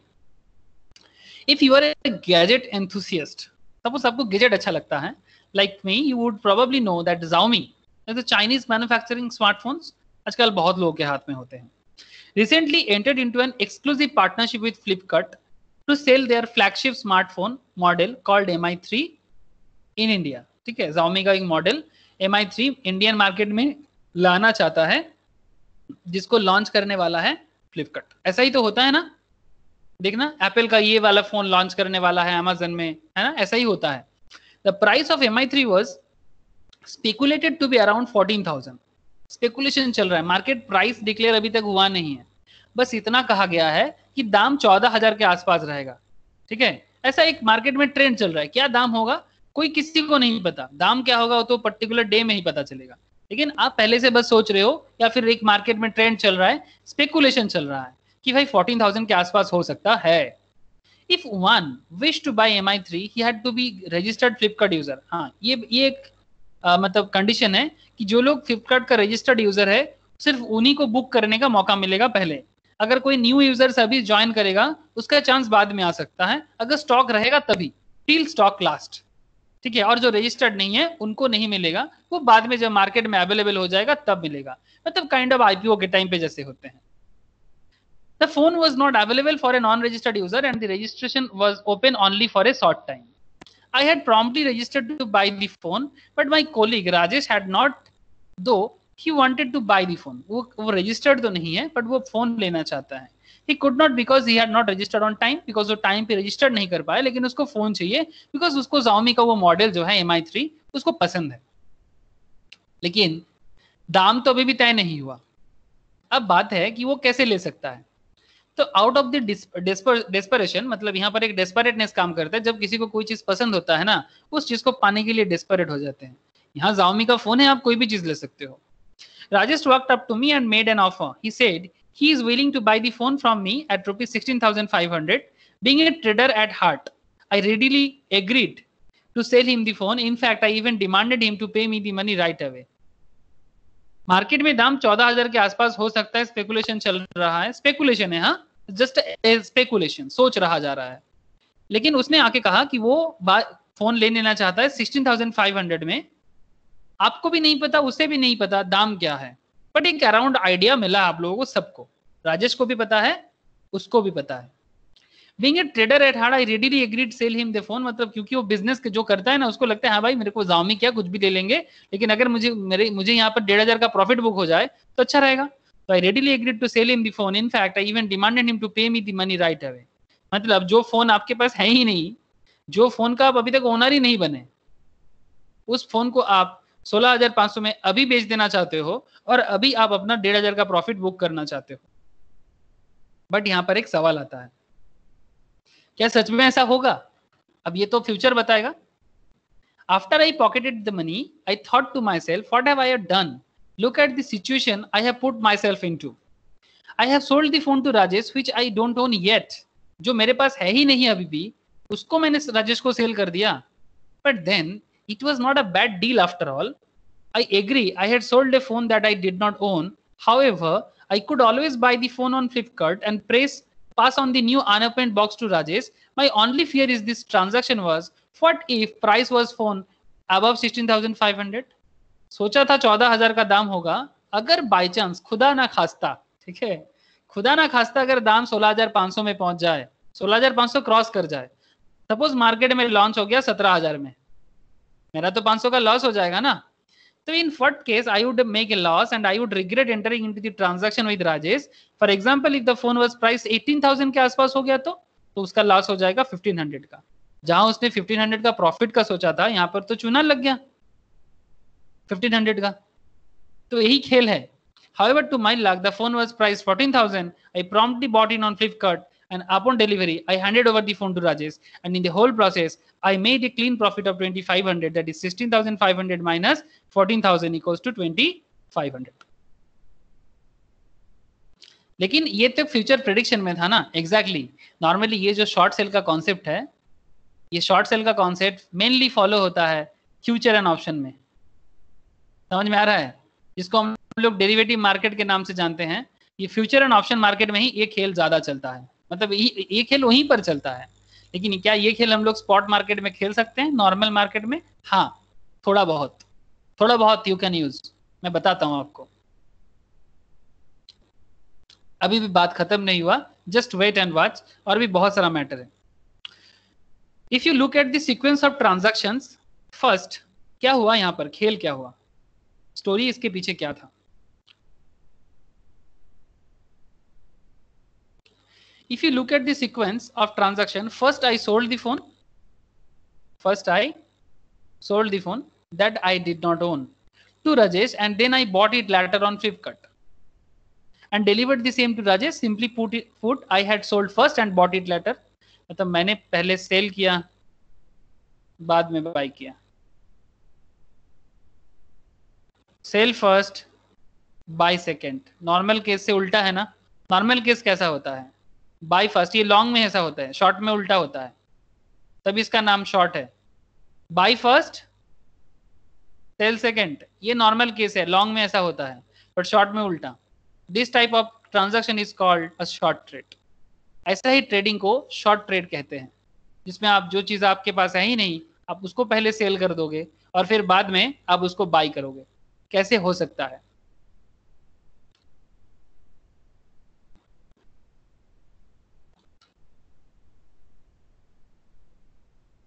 The concept is shorting is very counterintuitive simply because we are not used to shorting in our day-to-day activity unless you have a trader mentality. जब तक आपके अंदर trading mentality ना होना, ट्रेडर जो लोग होते हैं ना, जो लोग डेली बैठते हैं ना, मैं बोलता हूँ बार बार, 9:15 से लेकर 3:30 तक कंप्यूटर में चिपका रहता है ब्रोकिंग कंपनी के साइट में। जो ट्रेडर होता है ना, वो बेसिकली ये शॉर्टिंग कॉन्सेप्ट बहुत ज्यादा यूज करते हैं और शॉर्टिंग करके अच्छा खासा कमाते हैं। आप में से यहाँ पर ये लोग, एक लड़का है, यहाँ आज नहीं है, मोहितोष, आप लोग नाम सुने होंगे मेरे मुंह से, ये शॉर्टिंग करके अच्छा कमाते हैं। सीरियसली, इसका प्रेडिक्शन बहुत अच्छा जाता है, इवन लॉन्ग में भी अच्छा करता है, शॉर्ट में भी अच्छा करता है। कभी कभी तो पर डे, मतलब ये फ्यूचर ऑप्शंस में नहीं, स्पॉट मार्केट में ही। स्पॉट मार्केट में एक बार तो एक दिन में मतलब बैठे बैठे ज्यादा इनकम इन्वेस्ट नहीं करता है, स्टूडेंट है, फिर भी पर डे 200 इनकम कर लेता है कभी कभी शॉर्टिंग करके। ठीक है, मतलब मेरे सामने ही किया था 2-3 बार, तो मैं बोला था कि भाई तेरा अच्छा आइडिया लगा लेता है तू, जो भी हो। लेकिन अभी भी कॉन्सेप्ट में देखिए, थोड़ा ध्यान दीजिए। Counterintuitive simply because you are not used. Going back to stock market, think about this very simple transaction. On day 1, you buy shares of Wipro at rupees 405. 2 days later, the stock moves and you sell your shares at rupees 425. You made a profit of 20 on these transactions. Simple है। 405 में विप्रो का share purchase किया और 425 में 3 दिन बाद cell कर दिया, 20 का प्रॉफिट बुक किया। जैसे मुझे आज प्रिया बता रही थी कि प्रिया ने लास्ट 1 वीक से मार्केट में ट्रांजैक्शंस कर रहे हैं और 7 दिन का 7 दिन, मेरे को डेटा भी दिया है, मैं देखा कि 7 दिन में 7 दिन उसने प्रॉफिट ही करके रखा। मोहित उसने भी मुझे उस दिन एक डेटा शेयर किया, लास्ट 3-4 मंथ से करीब 22% ऐसे लॉकडाउन में, मार्केट डाउन ट्रेंड में भी 25% के आसपास का रिटर्न कमाया। तो ये लॉन्ग पोजीशन करके ही ये लोग कमाया। मुझे बहुत खुशी है इस बात का कि इतना नॉलेज आप लोग अप्लाई कर लेते हो इन दिस ट्रांजैक्शंस। बट जब शॉर्टिंग होते हैं तब क्या होता है? Your first leg on the trade was to buy Wipro at 405 and the second leg was to sell Wipro at 425. आपका सेकंड, इसमें क्या होता है कि आपको पहले विप्रो को सेल करना है और बाद में विप्रो को बाय करना है। पहले विप्रो को सेल करना है, बाद में विप्रो को बाय करना है। यही इसका मेन खेल है। अब 405 में आप इसको क्या कर दोगे, सेल कर दोगे। In this you first leg to the trade was to buy, ऊपर ये नॉर्मल है। Going forward on day 4, the stock is still trading at 425 and you are now bearish. आपका कॉन्सेप्ट अभी bearish है. You are convinced that the stock will trade lower 405 in few days time. Now, is there a way you can profit out of your bearish expectation? मतलब 425 के बाद आपको ऐसा feel हो रहा है कि मार्केट डाउन जाएगा। 405 में आपने परचेस किया था, प्लीज ट्राई टू अंडरस्टैंड। 405 से मार्केट 425 में गया, आपने यहाँ पर 20 रुपीज का प्रॉफिट बुक कर लिए, नो प्रॉब्लम। बट जैसे मार्केट में 425 हुआ, ये 4th डे है और अभी आपको लग रहा है कि मार्केट डाउन में जाएगा, तो क्या ये मार्केट डाउन ट्रेंड में आप इनकम कर सकते हो? हाँ, कर सकते हो, अगर कंपनी अलाउ करे तो। मैं आपको बताता हूँ कंपनी क्या करते हैं, कब अलाउ करते हैं, कब नहीं। You could and it can be done so by shorting the stock. You sell the stock at 425. अब 425 में ना पहले सेल कर दो and 2 days later, assuming the stock trade at 405, जैसे ही 2 दिन बाद इसका दाम 405 हो जाता है, अब इसको बाई बैक कर लो, मतलब फिर से इससे बाई इट बैक, मतलब फिर से बाई कर लो, फिर से आपका 20 रुपीज का प्रॉफिट हो गया, क्योंकि ये 425 में आपने सेल कर दिया पहले और फिर वो मार्केट में 405 में चला गया। जैसे ही 405 में फिर से चला गया, आपने फिर से 20 का प्रॉफिट बुक कर लिया लो, मतलब लो ट्रेंड में। अब मैं आपको बताता हूं, if you realise the first leg of trade, sell 425 and the second leg was to buy the stock at 405, this is always the case of shorting. You first sell at price you perceive as high with an intention of buy it back and at a lower price at a later point in time. You have actually executed the same trade as buying at rupees 405 and selling at rupees 425, but in reverse order. Reverse order में आप ऐसा करते हो। Okay. एक obvious question दिमाग में आ रहा है, how can one sell Wipro shares without owning it? Well, you can do so just like the way I sold a phone that I did not own. अभी फोन का जो example है ना, जो अभी Xiaomi का फोन में example में देखे, ठीक उसी तरह से होता है स्टॉक मार्केट में। When you first sell, you are essentially borrowing it from someone else in the market, and when you buy it back, you actually return the shares back. जब आप सेल करते हो तो बेसिकली आप बोरो करते हो, और जब आप बाय करते हो तो आपने जो बोरो किया था वो रिटर्न कर देते हो। All this happens in the back end and the stock exchange facilitates the process of borrowing and returning it back. ये स्टॉक एक्सचेंज का काम है कि वो किस तरह से आप बोरो करोगे हैं और किस तरह से आप उसको रिटर्न बैक करोगे, ये देखने का काम स्टॉक एक्सचेंज का है। In fact when you short up stock, it works so seamlessly and that will not even realise that you are borrowing it for someone else. आपको समझ में ही नहीं आएगा। From your perspective, all you need to know is that when you are bearish on the stock, you can short the stock, and the exchange takes care of the borrowing the stock on your behalf. When you buy the stock back, the exchange will ensure the stock are returned back. जब आप by back कर देते हो, मतलब फिर से by कर लेते हो, तो स्टॉक को ये समझ में आएगा कि आपने जो बोरो किया था वो आपने रिटर्न कर दिया, जो आपने बोरो किया था वो आपने रिटर्न कर दिया। ये एक्सचेंज ऑटोमेटिकली करता है। और क्या पॉइंट है sir? When you short, you have a bearish view on the stock. आप तभी शॉर्ट करते हो ना जब आप बुलिश नहीं bearish सोचते हो। Your profit book if the stock price goes down. आप तभी प्रॉफिट कर सकते हो जब आपका स्टॉक प्राइस डाउन में जाता है। After you short, if the stock price goes up, you will end up making a loss. Okay, इसको हम लोग एक एग्जाम्पल के साथ देखते हैं। Just a minute, मैं आपको एक एग्जाम्पल शो करता हूँ। आप लोगों के मन में अगर कुछ भी सवाल चल रहा है ना, अभी उसका जवाब मिलेगा।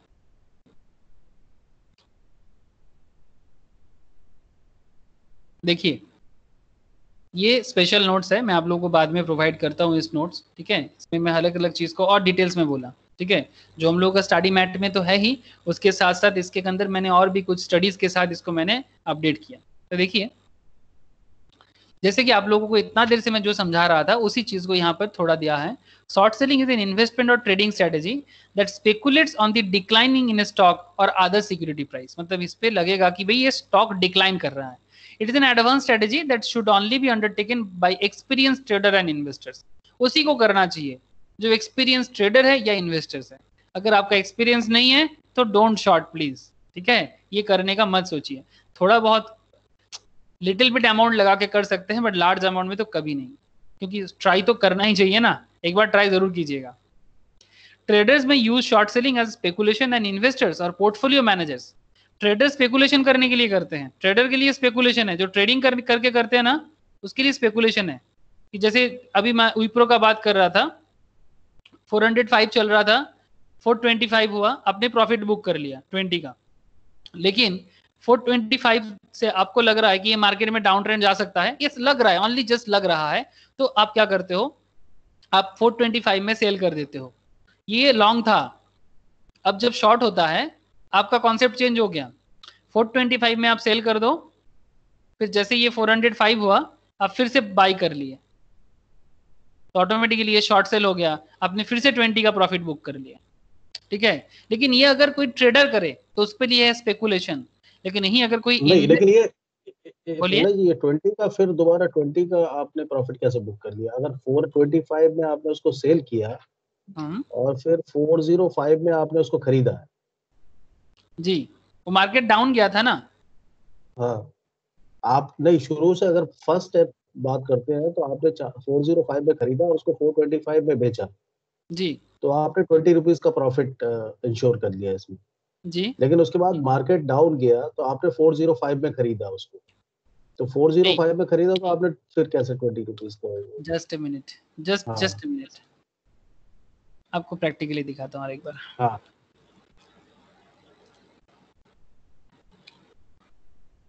विप्रो का करंट सिचुएशन क्या है देखते हैं थोड़ा सा।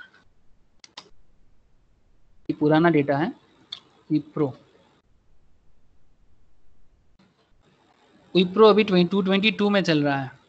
अगर मैं इसका लास्ट 1 मंथ का डेटा देखूं, 1 मंथ में आप ही गया है, 6 मंथ्स में, हाँ देखिए, अगर मैं 5 दिन में कुछ हुआ है, ठीक है, कल अगर देखा जाए, देखिए कल ये आप में खत्म हुआ, मतलब इसका जो ट्रेंड कंप्लीट हुआ विप्रो का 0.40 में आप में खत्म हुआ, इसलिए ग्रीन में दिख रहा है 222 में। लेकिन अगर 5 दिन पहले का डेटा देखा जाए, डाउन में चल रहा था, मतलब थोड़ा रेडिश में था। जैसे यहाँ पर देख पा रहे हैं आप, 6 जुलाई को 226 में था और अभी कितना जा रहा है, 222 हो गया। तो जस्ट लुक एट दिस कि अगर आप सपोज आप 220, मतलब मानिए कि ये सिचुएशंस में पहले से इसको रिवर्स करता हूँ, हाँ यही सिचुएशन है, लेकिन मैं थोड़ा रिवर्स सोच रहा हूँ कि ये 5 दिन पहले का सिचुएशन मानिए, नॉट दिस करंट 5 डेज, उससे पहले का 5 डेज, मतलब ये जो 5 दिन आपको दिख रहा है ना, इसका प्रीवियस 5 डेज में आप चला जाइए,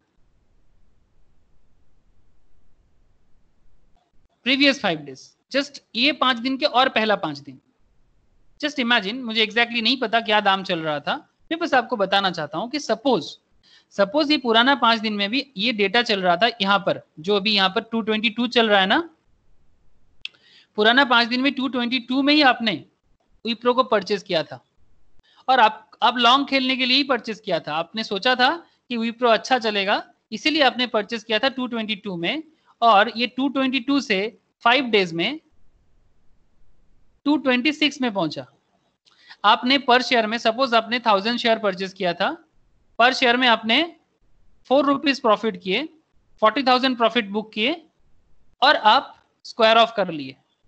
स्क्वायर ऑफ क्या होता है, प्रॉफिट बुक करके निकल जाना, मतलब पोजीशन को कंप्लीट कर देना। आपने 222 में बाय कर लिया था और यहां पर आपने 226 में सेल कर दिया, आपने पोजीशन कंप्लीट कर लिया। ये पोजीशन आपका कंप्लीट, क्यों कंप्लीट किया आपने 226 में पोजीशन कंप्लीट? अपनी इसलिए पोजीशन को कंप्लीट किया क्योंकि आपको लगा कि आगे फ्यूचर में विप्रो 226 से फिर से नीचे आएगा। अगर आपको लगता कि ये 226 से और आगे जाएगा, तब ऑब्वियसली आप वेट करते और 2 दिन। अगर आपको लगता है कि ये बुलिश रहेगा तो आप और वेट करते ना, लेकिन आपको ऐसा फीलिंग है। हाँ बोलिए। हाँ ठीक है, ठीक है, लेकिन अगर आपको लगता है कि ये 226 से आगे नीचे की तरफ आ सकता है, ठीक है, आगे नीचे की तरफ आ सकता है, रेड पॉइंट में आ सकता है, तो आप क्या कर रहे हो कि ये पोजीशन आपका खत्म हो गया, ठीक है, ये पोजीशन आपका खत्म हो गया, लेकिन करंटली अभी सोच रहे हो कि ठीक है, ये 40,000 का जो प्रॉफिट बुक है ना, ये कंप्लीटेड है, ये लॉन्ग सिनेरियो, ये लॉन्ग पोजीशन का सिनेरियो है। लेकिन अभी आपके दिमाग में चल रहा है शॉर्ट पोजीशन का सिनेरियो, अभी आप शॉर्ट करना चाहते हो क्योंकि आपको लग रहा है ये 226 से फिर से डाउन ट्रेंड होगा। ये न्यू सिचुएशन, मतलब अभी आपके पास शेयर नहीं है, अभी आपके पास विप्रो नहीं है, आप सेल कर दिए विप्रो, प्रॉफिट बुक कर लिए लॉन्ग में, वो पोजीशन खत्म। बट नाउ आपने एक न्यू स्टांस लेना चाहते हो, आपने लॉन्ग लेके आउट हो गए सर, लॉन्ग लेके आपने आउट हो गया, आपने प्रॉफिट बुक करके निकल गए, लेकिन इट्स अ न्यू सिचुएशन, आपको लग रहा है 226 से मार्केट फिर से नीचे जाएगा, जैसे कि यहाँ पर हुआ है, जैसे कि यहाँ पर हुआ है 226 से मार्केट नीचे गया है लास्ट 5 दिन में 222 में। अगर आपका ये जो पॉइंट ऑफ व्यू अगर ये सही होता, ठीक है, सपोज अगर जिसने भी ऐसा सोचा होगा उसने ऑब्वियसली सही सोचा होगा कि लास्ट 5 दिन में ये 226 से फिर से नीचे आ सकता है, तो ये 222 में लास्ट 5 दिन में नीचे आया, इसने क्या कर दिया, शॉर्ट कर दिया, और फिर से यहाँ पर अगर उसने 1000 शेयर परचेस करता है और 4 रुपीज के प्रॉफिट बुक करता है, तो फिर से यहाँ पर शॉर्टिंग में ही 40,000 का प्रॉफिट बुक कर लिया, 4,000 सॉरी 4,000 सॉरी, शॉर्टिंग करके 4,000 का प्रॉफिट यहाँ पर बुक कर लिया 4 दिन में, जब मार्केट डाउन ट्रेंड था, जो नॉर्मली नहीं कोई कर सकता। लेकिन इसके लिए एडवांस नॉलेज होना जरूरी है, मार्केट का सेंस को पकड़ना जरूरी है, it's not an easy task. Shorting के लिए क्या मतलब वो फिर परचेज करेगा? नहीं, फिर से परचेस नहीं करेगा, पहले सेल कर देगा, 226 में सेल कर देगा, और वो लॉन्ग टर्म वाला जो उसने सेल किया है नहीं, वो वाला खत्म, वो वाला पुराना खत्म जो है वो खत्म, उसके साथ इसका कोई लेना देना नहीं है। ठीक है, तो फिर 226 में तो पहले परचेज करेगा ना, फिर सेल कैसे करेगा? नहीं, वही तो, जैसे कि वो Xiaomi का जो एग्जांपल ले रहे थे ना हम लोग, आपने Xiaomi का फोन 14,000 का दाम होने वाला था, लेकिन आपने परचेज नहीं किया था, लेकिन फिर भी आपने दोस्त को आपने 16,550 ऐसा कुछ दाम पे आपने सेल कर दिया था। जो भी एग्जांपल समझ में आ गया, लेकिन शेयर मार्केट में कैसे, शेयर मार्केट में भी ऐसा होता है, हाउ कैन आई सेल? हो सकता है, इसी को शॉर्ट सेल कहते हैं। इसका जो पूरा खेल है ना, ये आपका ब्रोकिंग कंपनी समझते हैं, ठीक है, ये आपका ब्रोकिंग कंपनी बैक एंड में करेगा, ठीक है, मैं आपको इसका रीजन भी बताता हूँ। ये ब्रोकिंग कंपनी बैक एंड में करेगा, और उसके साथ साथ आपका जो BSE NSE है वो देख लेगा, ठीक है। लेकिन इसमें प्रोसेस क्या होता है? प्रोसेस मैं बताता हूँ आपको। इसका जो, अगर आप स्पॉट मार्केट में करते हो, अगर आप स्पॉट मार्केट में, ध्यान से सुनना, ये जो क्वेश्चन शंकर जी ने कहा है, it's a very interesting question और बहुत ही लॉजिकल क्वेश्चन है, ठीक है, कि शॉर्ट सेल ठीक है सर, समझ में आ रहा है, आप 226 में विप्रो आज चल रहा है, आपको लग रहा है डाउन में जाएगा, 222 में आप जाके आप यहाँ पर सेल कर दो और यहाँ पर जाके बाई कर लो।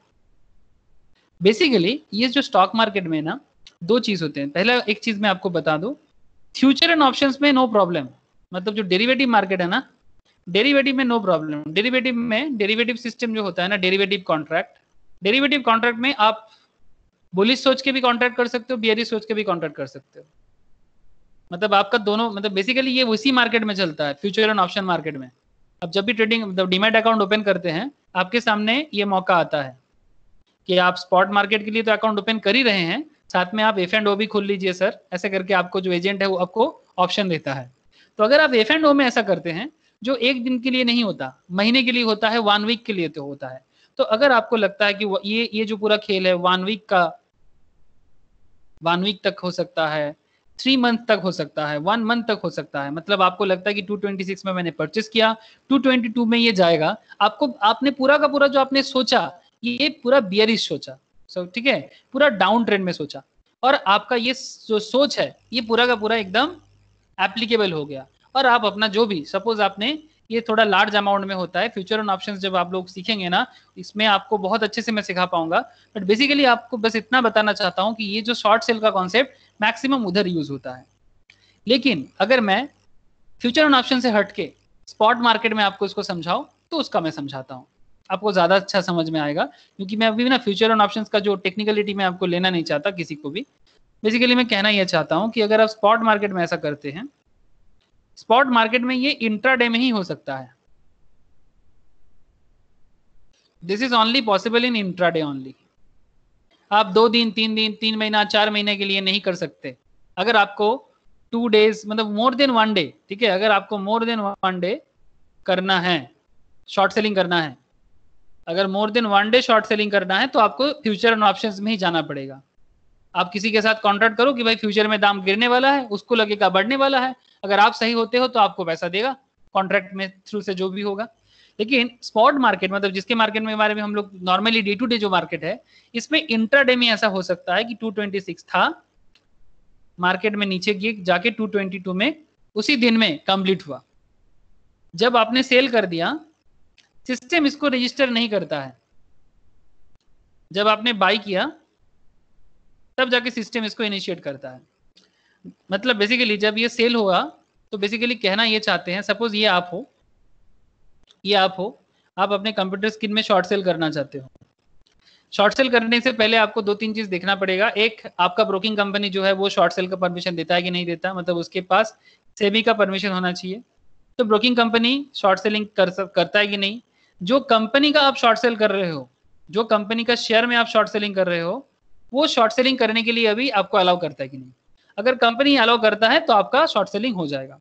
अगर किसी कंपनी में बहुत ज्यादा शॉर्ट सेलिंग पहले से बुक होकर रखा है तो कंपनी एक पर्टिकुलर डे में कैप लगा के रखता है कि इससे ज्यादा short selling per day allow नहीं करेंगे, ठीक है, उसके ऊपर डिपेंड करता है। अब कल ही करके मंडे ही करके देख सकते हैं, कुछ कंपनीज में आप शॉर्ट सेल करके देख सकते हैं अगर आपको लगता है कि सच में मार्केट नीचे गिरने वाला है।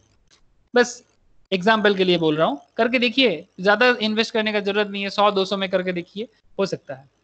तो बेसिकली कहना ये है कि जब आप सेल करते हो ना, तो ये शेयर आपके पास तो है नहीं, आपका इस पर्टिकुलर शेयर में ओनरशिप है नहीं। तो जिस शेयर में आपका ओनरशिप नहीं है लेकिन वो शेयर आपने सेल कर दिया, बेसिकली ये स्टॉक मार्केट इनिशिएट करेगा, मतलब बीएसई एनएसई इनिशिएट करेगा और आपका ब्रोकिंग कंपनी इनिशिएट करेगा कि वो किसी ना किसी से ना आपको उधार दे देगा। बोरो करना कहते हैं इसको, बोरो करना हो, मतलब आपने सेल किया ना तो बेसिकली आपके नाम पे स्टॉक बोरो हो गया, मतलब आपने उधार ले लिया लेकिन उधार लेके बेच भी दिया 226 में। अब सेम डे पे जब मार्केट नीचे गया 222 में, क्योंकि आप जब परचेस करते मतलब सेल करते हो ना, इसका जो ट्रांजैक्शन है शॉर्ट सेल के केस में, ये ट्रांजैक्शंस को ना आपका जो ब्रोकिंग कंपनी है वो इंट्राडे के केस में इसको ज्यादा देखता नहीं है, बस नजर रखता है। लेकिन जैसे ही आपने बाय कर दिया ना, वो बेसिकली उसको ना देखा, वो सारा दिन के एंड में क्या सोचेगा जानते हैं? एकदम सिंपल कॉन्सेप्ट है, मैटर को कॉम्प्लेक्स मत कीजिए। जैसे ही ये 9:15 में आपका साथ ऐसा था, 9:15 में आपने 226 में सेल कर दिया और 3:30 में आपने 222 में बाई कर लिया, वो बस इतना सोचेगा कि ठीक है ये 222 में बाई किया था, 222 में बाई किया था। जब वो मार्केट को सेटल करेगा क्लोजिंग के टाइम पे 222 में बाई पकड़ेगा और सेल को मानेगा 226, क्योंकि पूरा वन डे में जो खेल होगा वन डे सेटलमेंट में आपको कर देगा। It's a one day settlement depending on your speculation या फिर आपका आइडिया के ऊपर डिपेंड करता है। बताइए समझ में आ रहा है? इंट्राडे के केस में ऐसा ही होता है, कंपनी अगर अलाउ करता है, हर कंपनी अलाउ नहीं करता क्योंकि मार्केट में प्रॉब्लम हो सकता है, मतलब मार्केट में बहुत ज्यादा डाउन ट्रेंड हो सकता है, मार्केट में इन्फ्लेशन क्रिएट हो सकता है। अगर कंपनी अलाउ करता है, बहुत केस में करता है, अगर कंपनी अलाउ करता है क्योंकि मार्केट में एक मूवमेंट रहने के लिए, ठीक है, क्योंकि पब्लिक प्रॉफिट बुक करता है ना, तो पब्लिक फील गुड, वो मार्केट में इन्वेस्ट करने के लिए और पैसा लेके आ जाते हैं, कभी लॉन्ग कभी शॉर्ट, तो मार्केट में मूवमेंट होता है तो कंपनी अलाउ करता है। इसको लेके कुछ प्रॉब्लम है, उसमें बाद में बताता हूँ, लेकिन पहले आप लोग मुझे बताइए कि ये जो बार बार मुझे शंकर जी पूछ रहे हैं कि ये सेटलमेंट प्रोसेस कैसा है।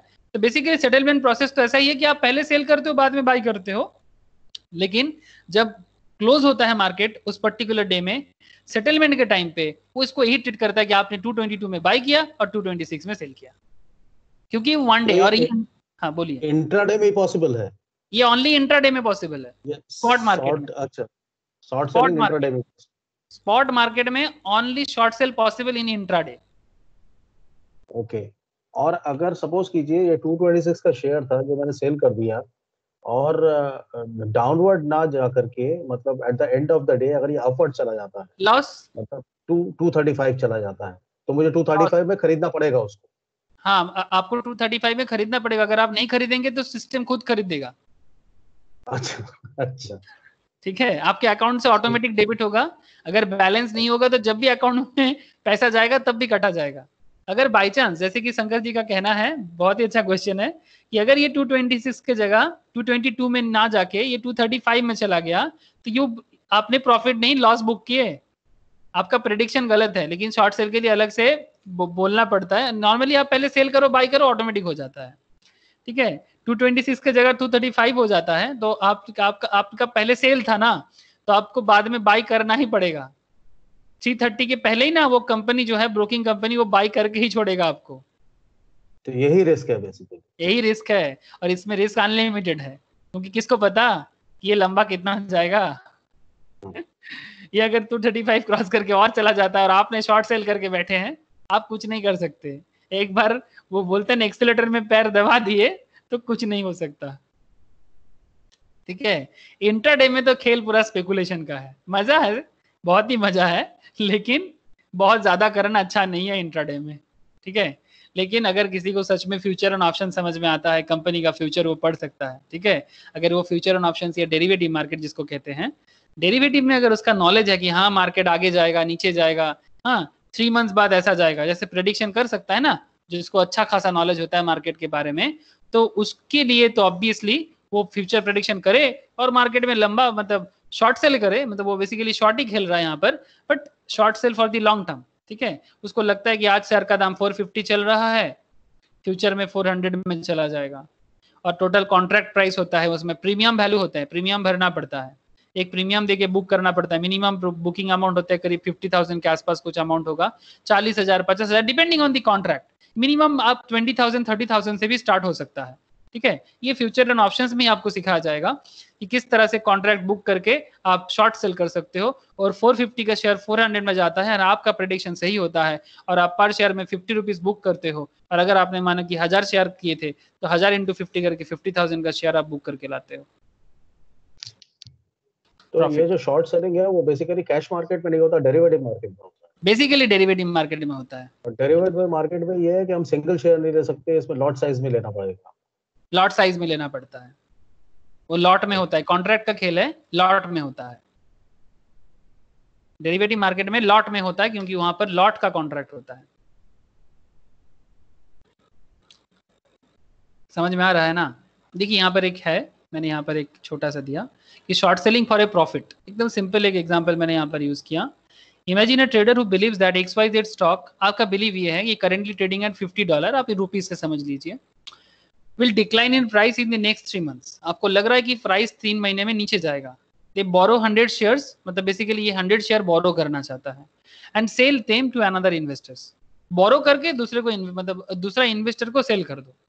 द ट्रेडर इज नाउ, ये बोरो का प्रोसेस ये स्टॉक मार्केट देख लेगा, ठीक है। ये जो बोरो का प्रोसेस है ना, ये स्टॉक मार्केट देख लेगा, एक्सचेंज देख लेगा, ब्रोकिंग ऑफिस देख लेगा। The trader is now short 100 shares since they sold something that they did not own but had borrowed. The short sale was only made possible by borrowing the shares, which may not always be available if the stock is already heavily shorted by other trader. Please point to be noted. अगर किसी particular share में बहुत ज्यादा short हो चुका है तो हो सकता है कि आपको शॉर्ट करने का मौका ना मिले। तो ये डिपेंड करता है कि अगर उसमें पहले से ही काफी सारा ट्रेडर शॉर्ट करके रख चुके हैं तो आपको आगे शॉर्टिंग करने का मौका ना भी मिल सकता है, क्योंकि ज्यादा shorting is not good.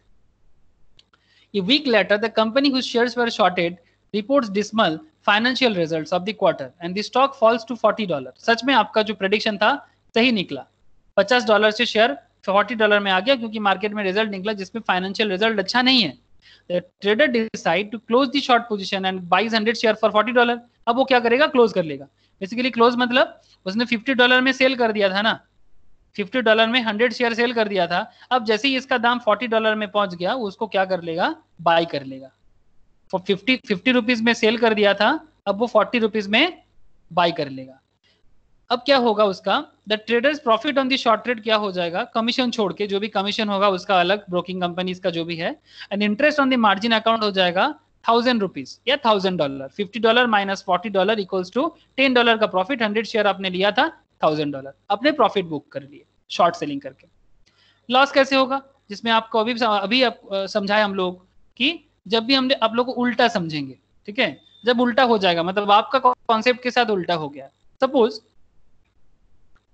Using the scenario above, let's now suppose the trader did not close out the short position. अगर आप अपना पोजीशन को क्लोज नहीं करते हो, आपने सोचा था कि मार्केट $50 में चल रहा था, आपने सोचा था मार्केट $40 में जाएगा, लेकिन एट $40, बट मतलब $40 में तो गया नहीं, but decide to leave it open. आपने सोचा नहीं इसको ओपन रखते हैं, शायद गया था $50 से मार्केट में $40 में गया था, हो सकता है 50 रुपीज से मार्केट 50 रुपीज से 40 में गया था, लेकिन आपको लगा कोई बात नहीं और प्रॉफिट बुक होगा 30 में जाएगा, लेकिन 30 तो छोड़िए 65 में जाके पहुंचा। If the trader decide to close the short position, लेकिन अब वो अब देखिए जितना देर तक इधर ओपन रखेगा उतना लॉस, तो कहीं ना कहीं उसको कवर करना पड़ेगा, तो वो 65 में ही अपना लॉस को कवर कर रहा है। तो उसका क्या हो गया, $50 का उसका था, $15 करके उसका लॉस हो गया पर शेयर में, 100 शेयर का 15,000 का लॉस, 1500 का। Yet the trader had to buy back the shares at a significantly higher price to cover their positions. मतलब आपको फटाफट अपना लॉस को कम करने के लिए, लॉस को कम करने के लिए सेल कर मतलब बाय करके पोजीशंस को कंप्लीट करना पड़ेगा। समझ में आ रहा है ना? तो ये ना हेजिंग कॉन्सेप्ट में भी यूज होता है, इसको हेजिंग कॉन्सेप्ट में भी यूज किया जाता है। जब कोई बहुत बड़ा पोर्टफोलियो हैंडल करते हैं ना, पोर्टफोलियो में उसका बहुत सारा स्टॉक है, सपोज एनएसी में 50 स्टॉक्स है, 50 स्टॉक में जो 50 स्टॉक है और आपको लग रहा है कि 50 स्टॉक में 50 स्टॉक ही मूवमेंट करने वाले हैं, लेकिन अचानक ऐसा कुछ खबर आया और आपका 50 स्टॉक में से एटलीस्ट 25 स्टॉक आपके हाथ में है एनएससी का जो टॉप निफ्टी 50 है, लेकिन आपको लग रहा है मार्केट जैसे अभी कोविड-19 के कारण मार्केट नीचे गया है, तो आपका हाई फाई मार्केट में इन्वेस्टमेंट है, पोर्टफोलियो में करीब 10 करोड़ का इन्वेस्टमेंट है और आपको लग रहा है कि मार्केट नीचे जा सकता है, लेकिन सारा का सारा नीचे नहीं जाएगा, कुछ शेयर में आपको लगता है कि नीचे जा सकता है। तो सपोज ये 25 जो 50 निफ्टी 50 में से इसका 50%, मतलब आपका 25 में से आपको ऐसा लग रहा है कि 12 शेयर्स ऐसा कुछ है 12 कंपनी का जिसका आपको लग रहा है कि मार्केट डाउन में जा सकता है, तो आप क्या करना चाहोगे ना, उसको हेज कर लोगे, मतलब बेसिकली शॉर्टिंग कर लोगे, बेसिकली शॉर्ट कर लोगे। तो इसमें क्या होगा, आपका प्रॉफिट शायद उधर बुक नहीं होगा लेकिन कम से कम लॉस होगा, या फिर शायद लॉस हो भी ना लेकिन प्रॉफिट नहीं होगा। अब अपना रिस्क को कम करना चाहोगे। समझाते हैं sir, just wait and watch. ये पॉइंट रीड करने से आपको, केस स्टडीज रीड करने से समझ में आ जाएगा। अपार्ट फ्रॉम स्पेकुलेशन कौन करते हैं, ट्रेडर करते हैं। Short selling has another useful purpose. Hedging often perceived as the lower risk and more respectable avatar of shorting.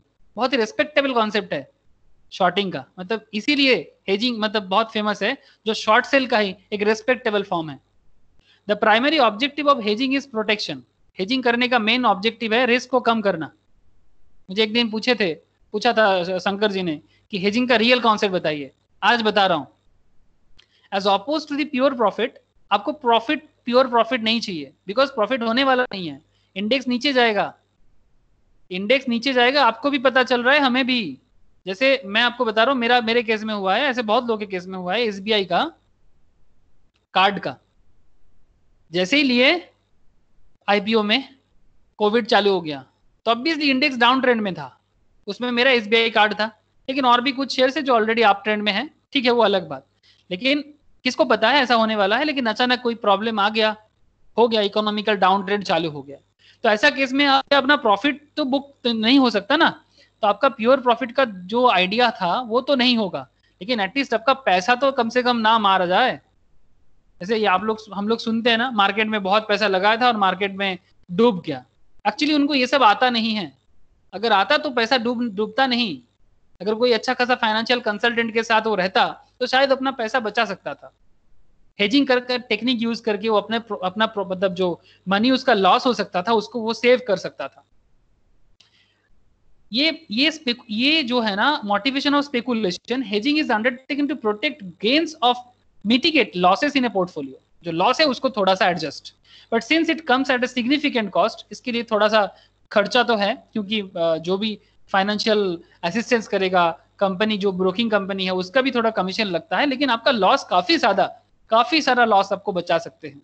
The vast majority of retail investors do not consider it during normal time. Normal time में तो कोई नहीं करेगा, obviously Covid जैसा कारण में हो सकता है, या फिर 2008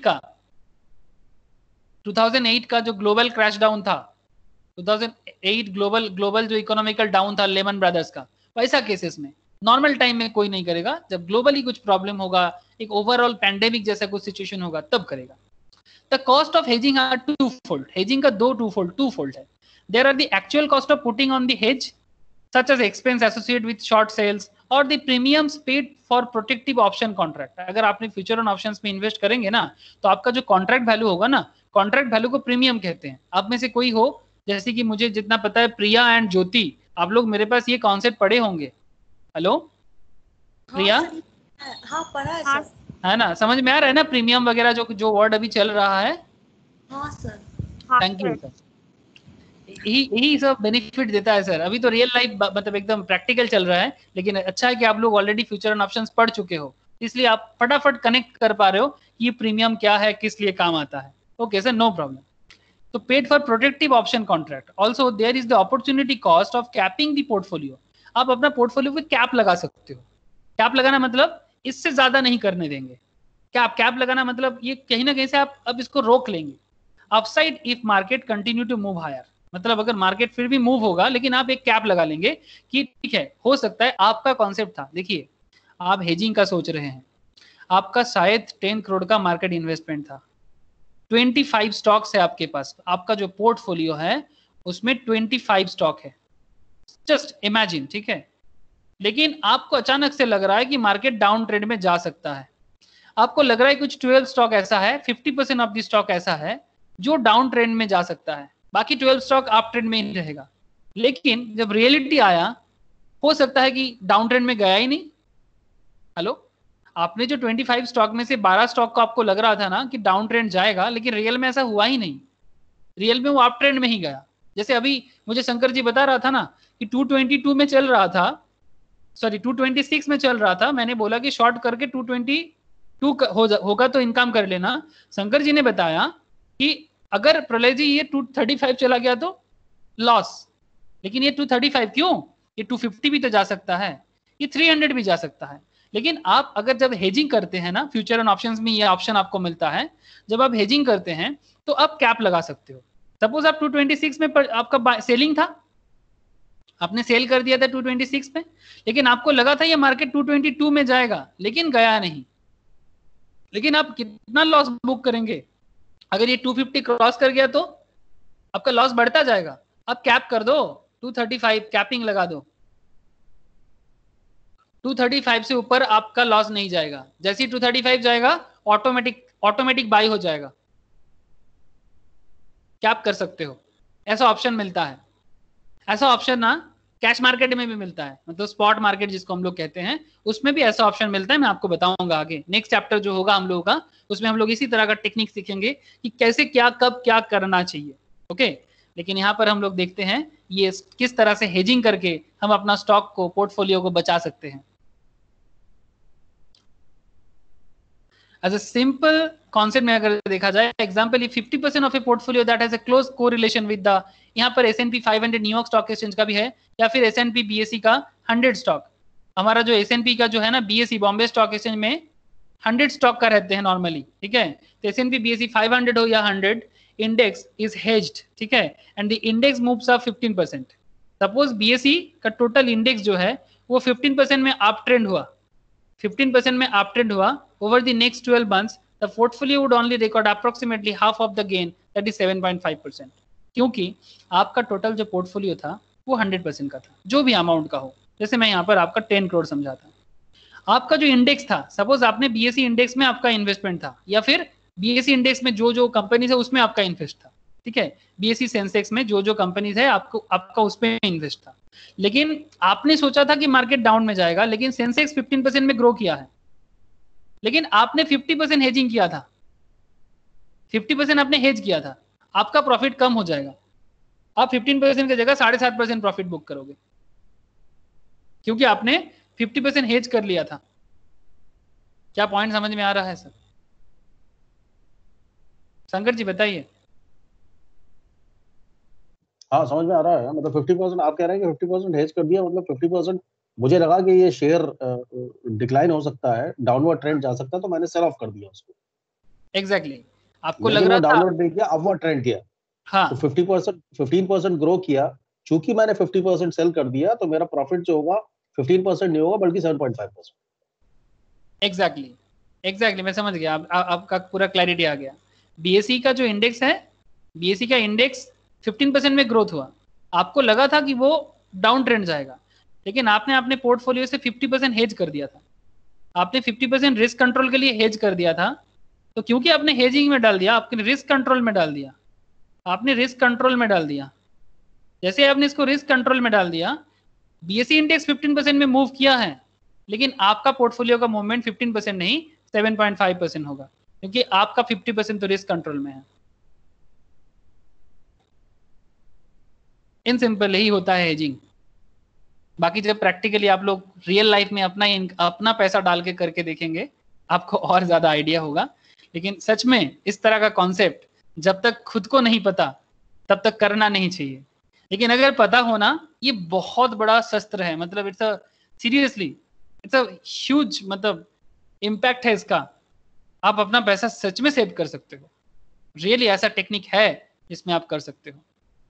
इंडिया में हेजिंग करना मना था, 2001 में सेबी ने हेजिंग करना मना कर दिया था। देखिए, इस short selling allowed in India नहीं, 2001 में इसको बैन कर दिया था सेबी। क्योंकि ये आप नाम सुने होंगे, आनंद रथी नाम सुने हैं, ये बीएसई का, बॉम्बे स्टॉक एक्सचेंज का प्रेसिडेंट था। इसके ऊपर एक क्लेम आया था कि वो कॉन्फिडेंशियल इंफॉर्मेशन एक्वार्ड करके मार्केट को वोलाटाइल कर रहा है। तो आनंद रथी बहुत ही फेमस इंसान है, लेकिन बाद में सेबी ने जो भी उनके ऊपर आरोप था उसको हटा दिया, अब्सॉर्ब कर दिया।